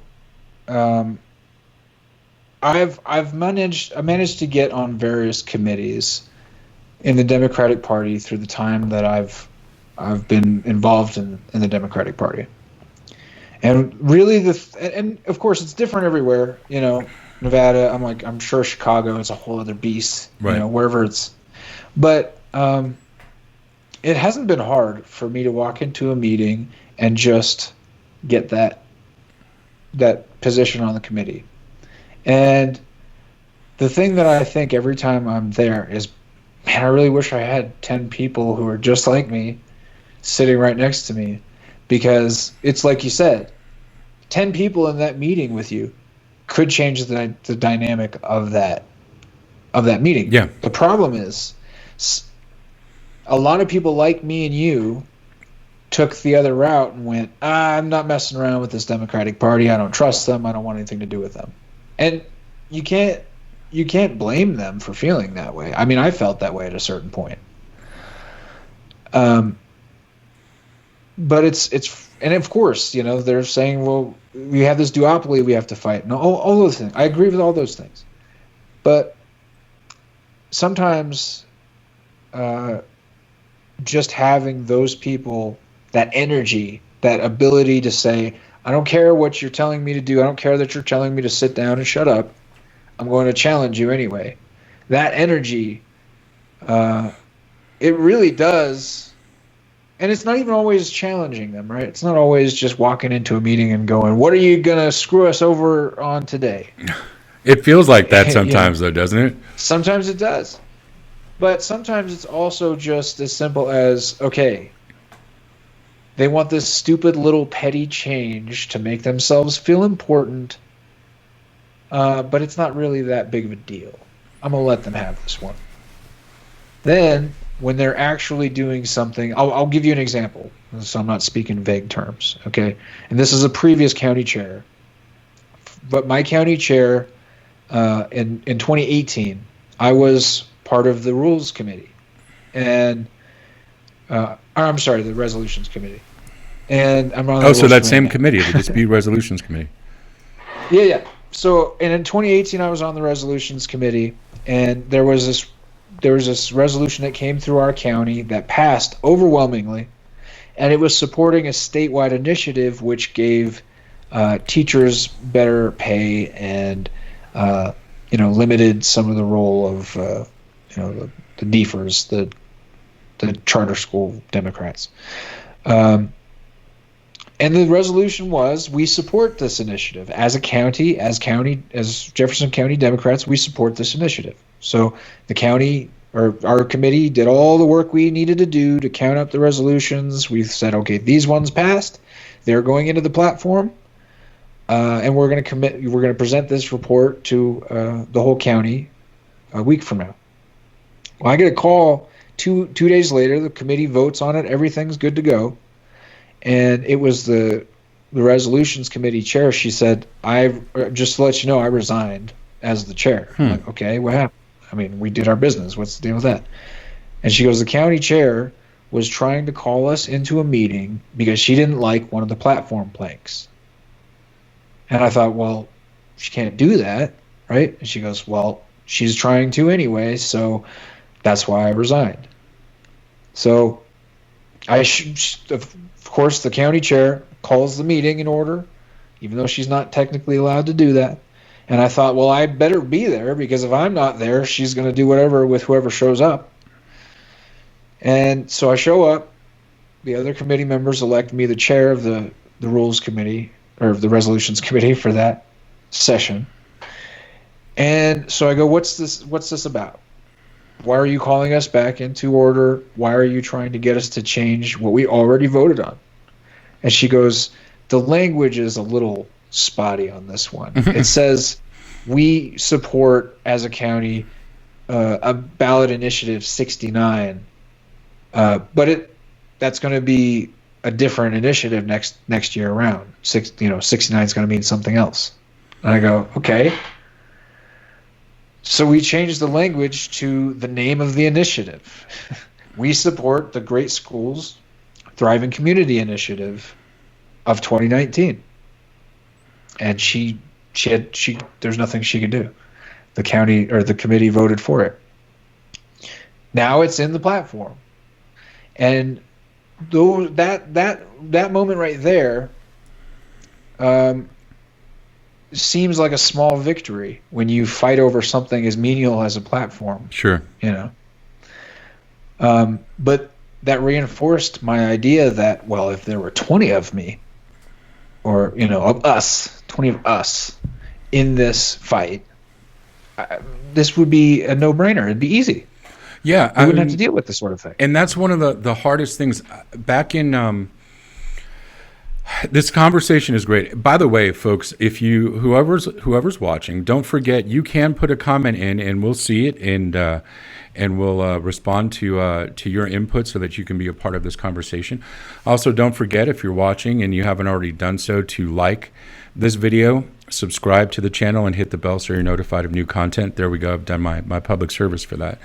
I know this is bad. I keep touching my face. No, now I wanted to touch my face. It's like when somebody yawns, right? It's Ebola. Sorry. Cough. So, but one of the things that this conversation, it helps to talk with people in other places. I mean, and sometimes, I've myself, I like to talk about, I like to talk, so that helps. But one of the topics that I mention a lot is that, sometimes I get a little bit maligned because I talk with people nationally. I talk with a lot of people nationally. That's always been the case. I mean, in 2016, there was that a sort of insular group of people, because we were so much of our time was taken up with the fight for Bernie delegates in 2016. I mean, I know almost all of my, and it was a hard, I just cut myself off. It was a hard fight because it kept getting harder. Every time we thought it would get easier, it got harder. And particularly in the wing of volunteerism with the campaign that I was in with media and communications, it was always another narrative that had to be countered, countered. And when we got to the delegate situation, and Bernie had no money. I mean, there was no money in that campaign. So when you and I had heard from the state director at that point, everybody waved to Joan. Hi, Joan. I don't think she's here, but if she is, if she happens to catch this. We needed to put together a way to communicate amongst delegates, and the campaign itself didn't have the headspace with all the other fights to be putting that together. So you were asked, I was asked, Skip was asked, a few people were asked to get together this delegate Slack, and doing that, we really got to see a lot of what was going on. I know, as the owner of the Slack, not to start any crap, but Skip fought me that entire time. I just wanted to put that out there. Okay. Sorry, Skip. Love you. Sorry, Skip. I love you, but you fought me on that the whole time. I thought it was a good use of our time. He did not. No, I understand. But a lot of it was, that was all encompassing once we got to that. And, for me anyway, I don't know if you know this. I think you knew this. Because my name was at the top owning the Slack, when Coalition of 57 yep. had decided that they were going to turn a lot of the convention into an activist mission, like, for example, the walkout, which was primarily organized, over that Slack room. I'm the one who got taken aside by the Secret Service and questioned. Because did you know that? Because at the end of the day, I know some people did. Yeah, because at the end of the day, the whose name, when they track it back with Slack into who owns the channel overall, and my name came up. I'm the one that got pulled out to get talked to by some very scary, well-dressed men about the activism and the movement and disrupting the convention. Wow. And I wasn't thrilled, but ultimately that scenario, that effort to communicate with people, because the campaign couldn't, we got to see a lot of stuff that a lot of people didn't get to see. For example, the Rules Committee did a lot of their work via their Slack channel on the Slack network. And while I never participated in those things that I wasn't a part of, I was able to see all of the very, very hard work that people put forth on those committees that all operated with that as a communications platform. And I had caught a lot of flack for the fact that I was much more active nationally than I had been locally throughout the campaign. And I don't think I should have cut slack for it, but it was true, and it still is true, that I put a huge amount of time in trying to talk to people in different parts of the country, like yourself, where the fact is, it helps because the struggles that you were facing in terms of this, it's a very simple fix on that plank. You instead of dealing with the number of the ballot initiative, just refer to the name of the ballot initiative. But there are some in the party that any pretext that they can find, of course, to try and kill some kind of progressive idea or progressive influx, they do it. And we have had a good bit of success, at least at the county level. And by I say we, I mean the people who are putting forth that effort. I mean we as a movement. Excuse me. In terms of getting people seated on the Clark County Democratic Party Executive Committee, and in some cases, some positions on the state party executive committees. But it's always an incredibly, or it seems to me from what is relayed to me, a very harrowing process, a very, not just the process, but a very harrowing position to be in, because it's a constant fight. It's a constant fight to try and, even if you're trying to do something, and they all are trying to do something for the benefit of the party, but showing the party that, sometimes I feel that the Democratic Party, gosh, I'm going to get called anti-senior citizen now, but it's the best way that I can explain things. When you have little kids, and you are a parent, I'm not, I have dogs. Sometimes they're easier to communicate with. But their toddlers never grow up. Right. So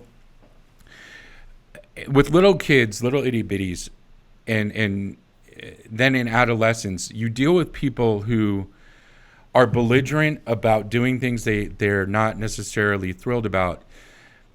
And they'll come up with any excuse, little kids, because they just don't know any better. And then turn that pendulum all the way around to the other side, and you often have, and I'm not saying this about all seniors, I know some incredibly wonderful senior citizens who, and I know a lot of senior citizens who are Bernie supporters and who are flexible of mind. But the older we get, and sometimes the more experience we get, the less flexible we become ideologically and mentally. And then it becomes a struggle that little kids, they have no ways to be set in, so they fight everything tooth and nail. And then at the other side of the spectrum, a lot of our old folks fight everything tooth and nail because they have experience and become set in their ways and don't want to see change. And the older and longer they've been in the party, the more they hold on to ineffective policies and resist change because they are so convinced that they must be right or what they fought for did not have meaning. And we saw this in the... That's exactly. Yeah. And we see this in the Medicare for All discussion. I mean, I'm a part of a union, and my union did not do right by us for years with regard to health care. They're getting a little better, but many educators in Clark County and in Nevada as a whole, our credit, our livelihoods, our savings, our futures have been decimated by predatory health insurance that our union approved. Now, like I said, it's getting better now, but it's getting better after I had to go through a leave of absence and spinal surgery and all of the credit issues that go with that. And my union was not there for me, and my health insurance company was not there for me. So, and I know that we gave concessions in order to get the crappy ass coverage that we already had. But there are so many, that's the fight that's being used. Why does it somehow make sense to the corporate wing of the Democratic Party? Why does it somehow make sense that if you are a union member and you gave up concessions on this contract today, and you had to fight for those concessions, that somehow we all need to deal with that fight for your concessions in perpetuity as a nation, rather than the idea of releasing that fight so that you can fight for something else. I mean, if we didn't have to fight for health insurance, we could fight for better wages. We could fight for better conditions. We could fight for all those things. But it's that idea, we fought really hard for it and now we got it, so we got to hold on to it tooth and nail, even if it's to our detriment.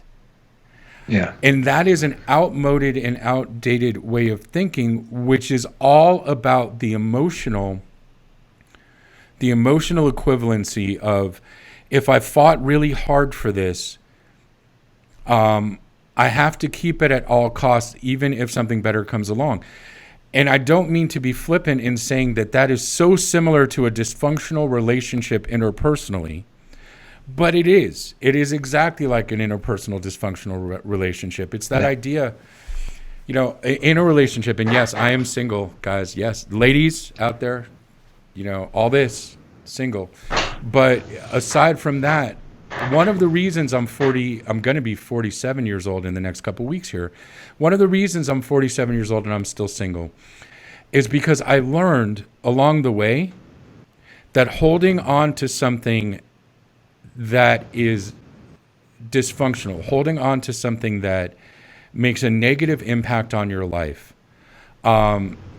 simply because you don't want to feel like you're losing something that you fought for, is why we have such a terrible divorce rate, number one, why our relationships interpersonally tend to be so awful. I remember once staying in a relationship, and this is not about me, it is actually about the party, but I remember I once stayed in a relationship for a year longer than I should have because I was so upset about how I would feel, about how she would feel getting her stuff out of my closet. So for a year, because she was afraid of the same thing, we put up with this relationship that was making us both kind of miserable because we didn't want to do we were afraid of how we would feel doing the housekeeping of making a change. And I see that is a direct correlation with the Democratic Party. The housekeeping of making the change is adopting a Medicare for all policy. Yeah. But we'd rather stay miserable and feel that we were right in fighting for those benefits instead of making the change that's going to improve our lives. Yeah. It kind of ties into the conversation I had with that ex-party official, where they look at it like, I've been taking their incremental change bullcrap for years and just accepting it and been, servicing it. And you come in and you think that you can get everything you want just because you want it. That's the way they look at us. That's really what it is. And for us, it's like the way I look at it as, it's like freshman hazing, right? You show up at your high school, you're a freshman, you heard people haze you, you're nervous about it, you're scared about it, and then sure enough, the senior shows up, it's time for your hazing, and they do it. And you're thinking to yourself, why is this system go on? You didn't like it when you were a freshman, did you? Well, in the mind of the senior, I had to go through it. Right. So you have to go through it. Yeah. Only when the person, one of those two people in that chain says, enough of this. We're going to break this chain now. Only when they decide, is it going to break? Exactly. And it's the same with the party. And I think the answer to that question that we've all dealt with, which is, well, I've been here in the Democratic Party for 40 years or 30 years or whatever it is. Who are you to think that you're going to come in right now and create a change? And first of all, that is an attitude that is completely egocentric, first of all. Of course. And of course, they're going to call you egocentric for wanting to make a positive change for everyone just by having the audacity to think that your involvement might help make that change. Right. But the thing is, I think the answer to that question is, why do you think you're going to get this policy now and you're just getting here? I think the answer is because I'm still willing to fight for it. Yeah. And I think that's really what it comes down to is that's why progressives who are becoming activated think that change can happen, because they're willing to fight for it. And it is our own party so often that is trying to obstruct that change.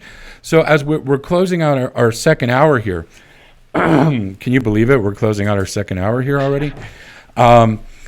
Again, anyone who's watching, whether you're watching live or you're watching in a feed that's after we go off the stream here, don't forget to, if you think our content is valuable to you, don't forget to like the video, subscribe to the channel, and hit the bell so you're notified anytime we produce new content and it comes up.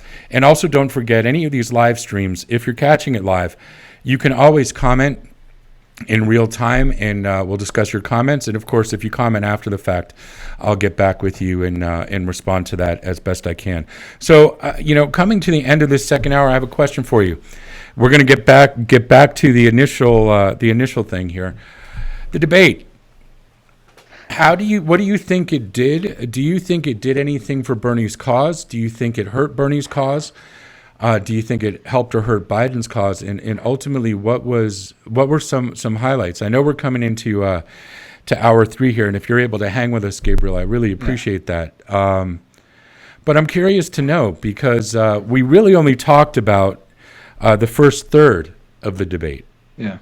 So what do you think happened after that? So in terms of the impact of the debate, one of the things that I tried to think about as I was watching it was, how is the person who doesn't normally watch these things, how is the person who doesn't really have a preference in any sort of way because they don't really know all that much about politics, they just, hey, they're quarantined, they decided to tune in, whatever, there's no sports on, whatever. I would try to think about what are they thinking about that debate? And the answer is I don't know. I have no idea. But I watched a lot of people talk about how they don't think it's really going to change the trajectory of the race. That's something I saw in pro-Bernie media, in anti-Bernie media, I saw that come up a few times. This isn't going to change the trajectory of the race. It might not, but it may define the race as the trajectory of the race radically alters in front of us. And, I did wonder going into it, is Bernie basically, because the way they wanted to bill it was Bernie is just going to, as the debate continues, slowly gift his movement to Joe Biden. And by the end of the debate, he's going to go, Joe Biden, they're your children now. Take care of them. That's what they were trying to present this whole thing as going to be. Now, I wasn't sure what Bernie was going to do. Is he just going to kind of just go softball on him like he normally does? And then when he started hitting those punches, a lot of people, like I started with earlier, they're like, I want this to be a bloodbath. He's going to mop the floor with Joe Biden. Of course, we don't like to see that. But I think it was a disappointment for a lot of them because they had that built-up vision in their head of what it would finally look like for Spicy Bernie to sizzle all over Joe. But to me, I think he did exactly that. I think he challenged him on when he needed to.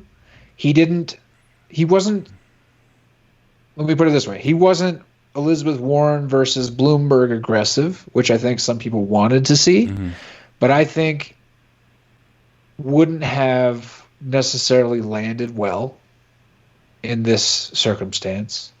I don't think he could have completely eviscerated the guy. He especially couldn't bring up the fact that, he's having all these gaffes.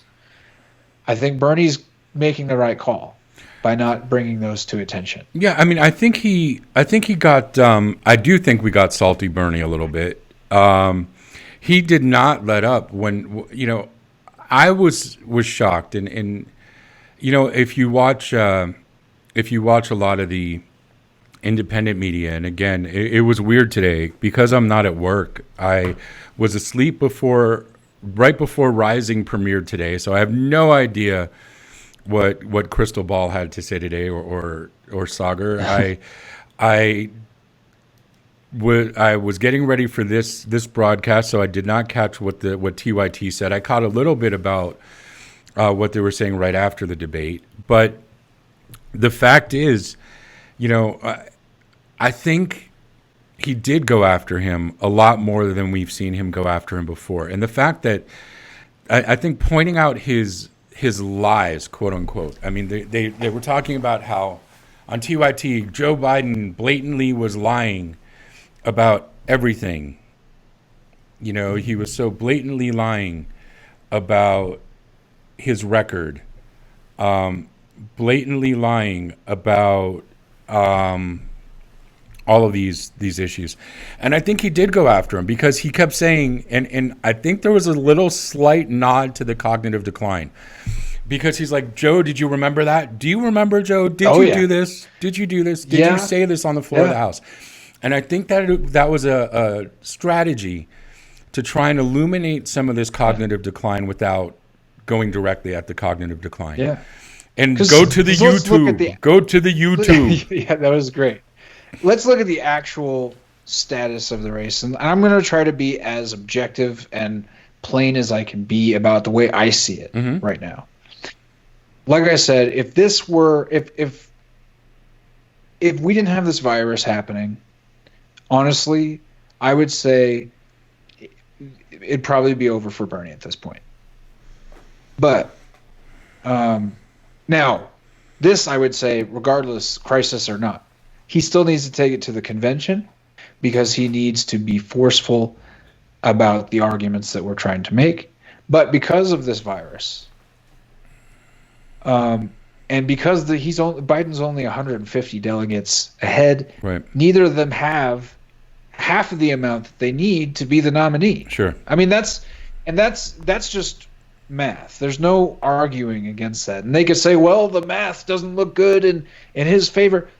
The polls are meaningless right now.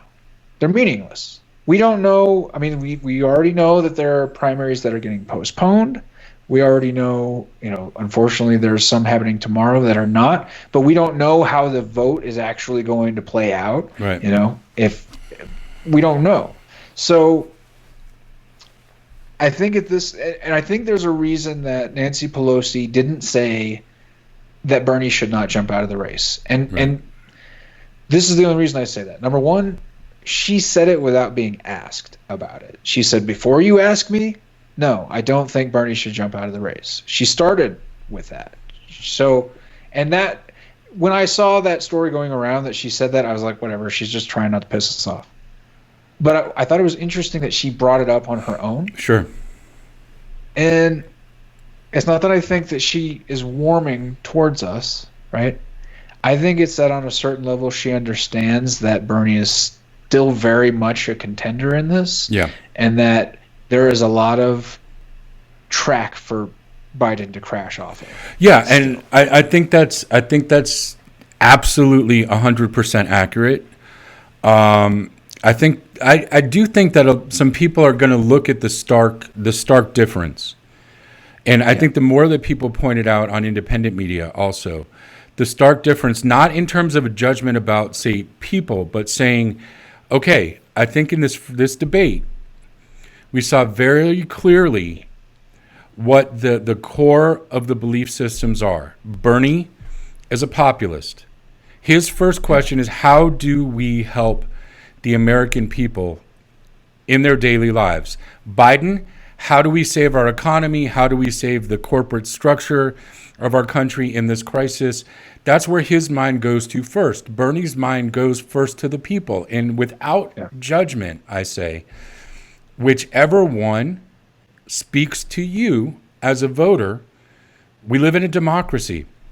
Yeah. If you want a candidate that, hey, he's a decent guy, I think, at his heart, but he puts corporations and the economic capitalist structure and tries to prop that up in this crisis, and that's his first order of business, is we must defend Wall Street. We must defend our economy by taking care of our corporations.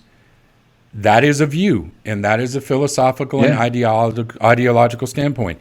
If you say first, we must take care of our people, and only through taking care of our people will that trickle up and take care of our corporations, that is an almost 180-degree antithetical view to the first one I laid out.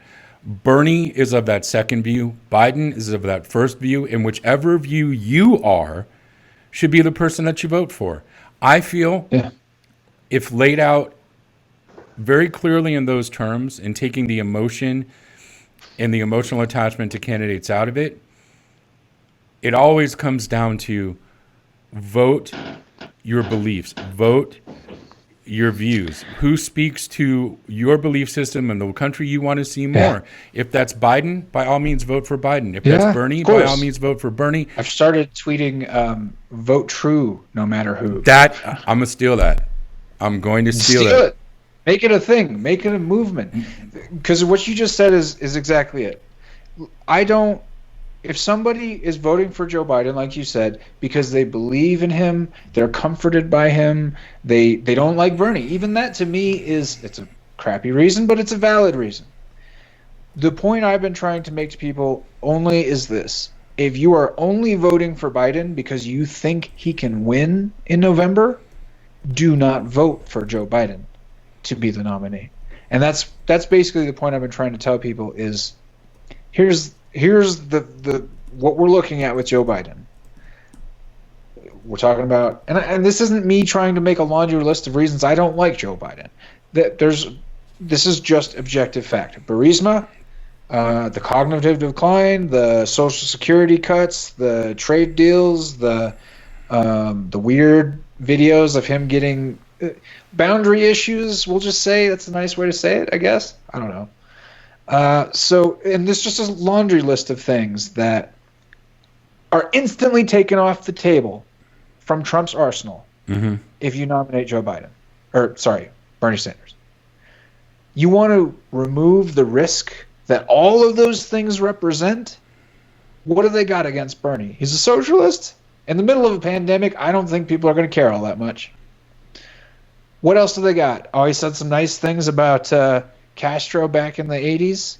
You're gonna flip when you hear this. A recent poll came out of Florida. Of course, Joe Biden is polling better. But guess who's winning among the Cuban population? Seriously? Bernie Sanders. Bernie's winning amongst the Cuban population.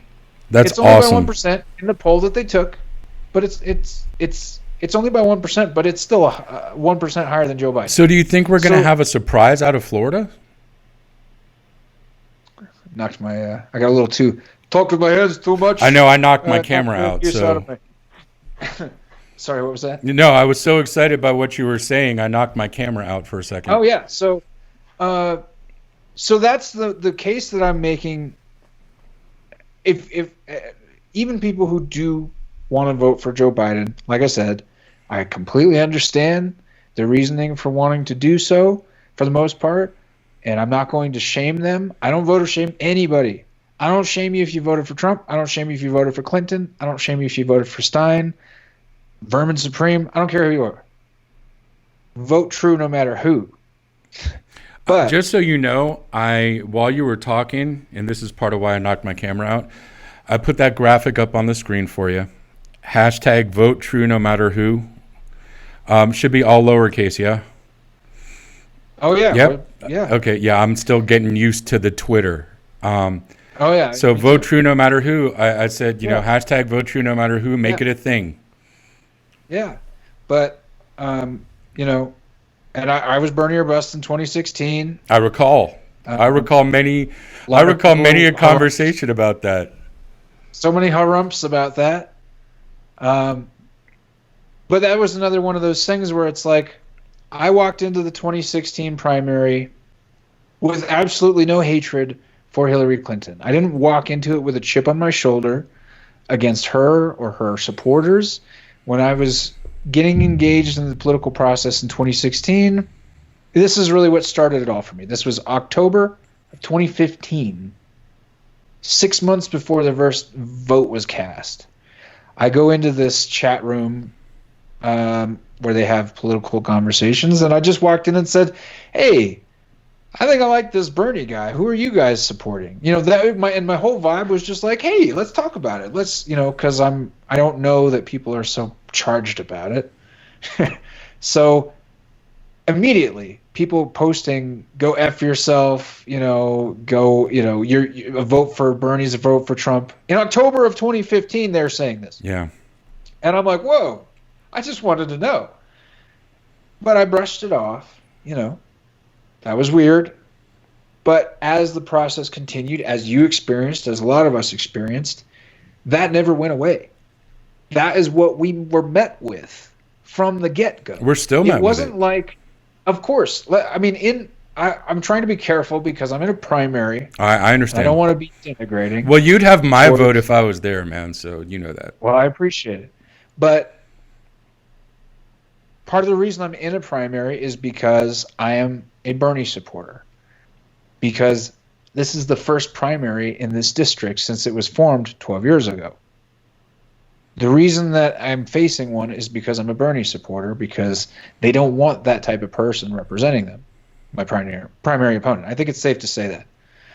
And the thing about it is that I wanted to work with this person. I was like, let's come together. Let's win this district. Democrats have never won here before, but I think we can do it. That was my attitude. Just like that first time I was telling you about with the chats. Mm-hmm. I came into it with that vibe, and I wasn't met with F words or, you know, open hostility, but the establishment is smart because their hostility is measured. It's backhanded compliment. You know, it's those sorts of things, and then as soon as you're not in the room, they want to ram you out the door. Yeah, for the Pete Buttigieg's of the world who need stage directions, it's like placating acceptance with eye roll. Of course, yeah, and so that's the message that I want to get across to the Bernie bros and the Bernie, all the Bernie bros, men, women, everybody, is they are going to say whatever they want about us. They're going to say we're monsters. They're going to say we're demons. They're going to say whatever. Doesn't matter if you're on your best behavior. Now, of course, you don't want to be cruel. You don't want to be, mean-spirited for the sake of being mean-spirited. But we don't have to just take it. We can say, hey, what are you doing or what have you supported that makes our lives better? And if they can't point towards something, just like Joe Biden can't really point towards anything, then you go, well, here's what we've got. Until you come up with something, we're moving full steam ahead. Sure. I mean, it's interesting. You said Bernie Bros. I don't know if you saw this, and this was not me. Yes, I am male. This is in no way. I know it could be taken as misogynistic, but it was created by a woman. So, and I think it was really funny when it came out. When the ladies stormed the stage, the ones protesting milk, at on Bernie's rally. And then shortly thereafter, it came out that actually Bernie has more supporters who are women than actually he has supporters who are men. So this woman I know hashtagged Bernie bras. Yeah. Bernie bras. And I thought that was funny. There's a lot of fun hashtags out there. Yeah, and I put it up on the screen, but I like yours better. The vote true no matter who. So y'all remember, vote true no matter who. Yeah, no, and this is something I got into it with somebody who was just like, well, black people just don't seem to like Bernie, and I'm like, no. Older black people don't seem to like Bernie, and you know why older black people don't seem to like Bernie? Because older people in general don't like Bernie. Of every demographic don't like Bernie. It's oh my gosh, I was watching this thing lately. I have a whole diatribe I'll skip and I'll spare you from about how comedy is being killed by and I'm a progressive by any measure, and sometimes the social justice warriors make me want to bang nails into the floor with my head too, but how comedy is being killed by this ultra woke mentality. But I was recently rewatching an old George Carlin sketch, and it really struck me exactly what you're saying, because he has this whole sketch where he's like, I have a friend who happens to be black, right? And he's got this whole bit about just be accepting. You don't need to go about happens to be this or happens to be that. But that's the first thing that came into my mind recently when the pundits were talking about Bernie doesn't have traction among black people. I'm like, no, among older black folks. And I'm like, no, Bernie doesn't have traction with older folks. Some of them happen to be black. Yeah. Yeah. And they never ask the question, why? Why do older people gravitate towards anybody but Sanders, and why do young people gravitate towards only Bernie Sanders? What is the reason for that? And that is an excellent topic for another chat. It is. And if you are willing, man, I would love to have you on again and chat some more about that and some more about how your campaign is going. I really appreciate your taking the time, Gabriel. I've missed you. Happy to do it. And anytime, man. Let's do it again soon, okay? I had fun. Thank you for having me. All right, man. Thanks again. Ladies and gentlemen, we are coming to the end, and I know I'm going to get better at all of this technology. So, again, thanks for joining us with Progressive Voice, a network designed to engage, educate, and empower your progressive voice. If you're watching this in the future, hit that like button, the thumbs up at the bottom of your screen, subscribe to our channel, and ring the bell so that you can be notified when we have new content. So until now, those of you who are self-quarantining, remember, you are not alone. We're here with you, and we'll be live streaming a lot during this time. And on top of that, be safe and be smart, and hope everyone is well. Thanks again.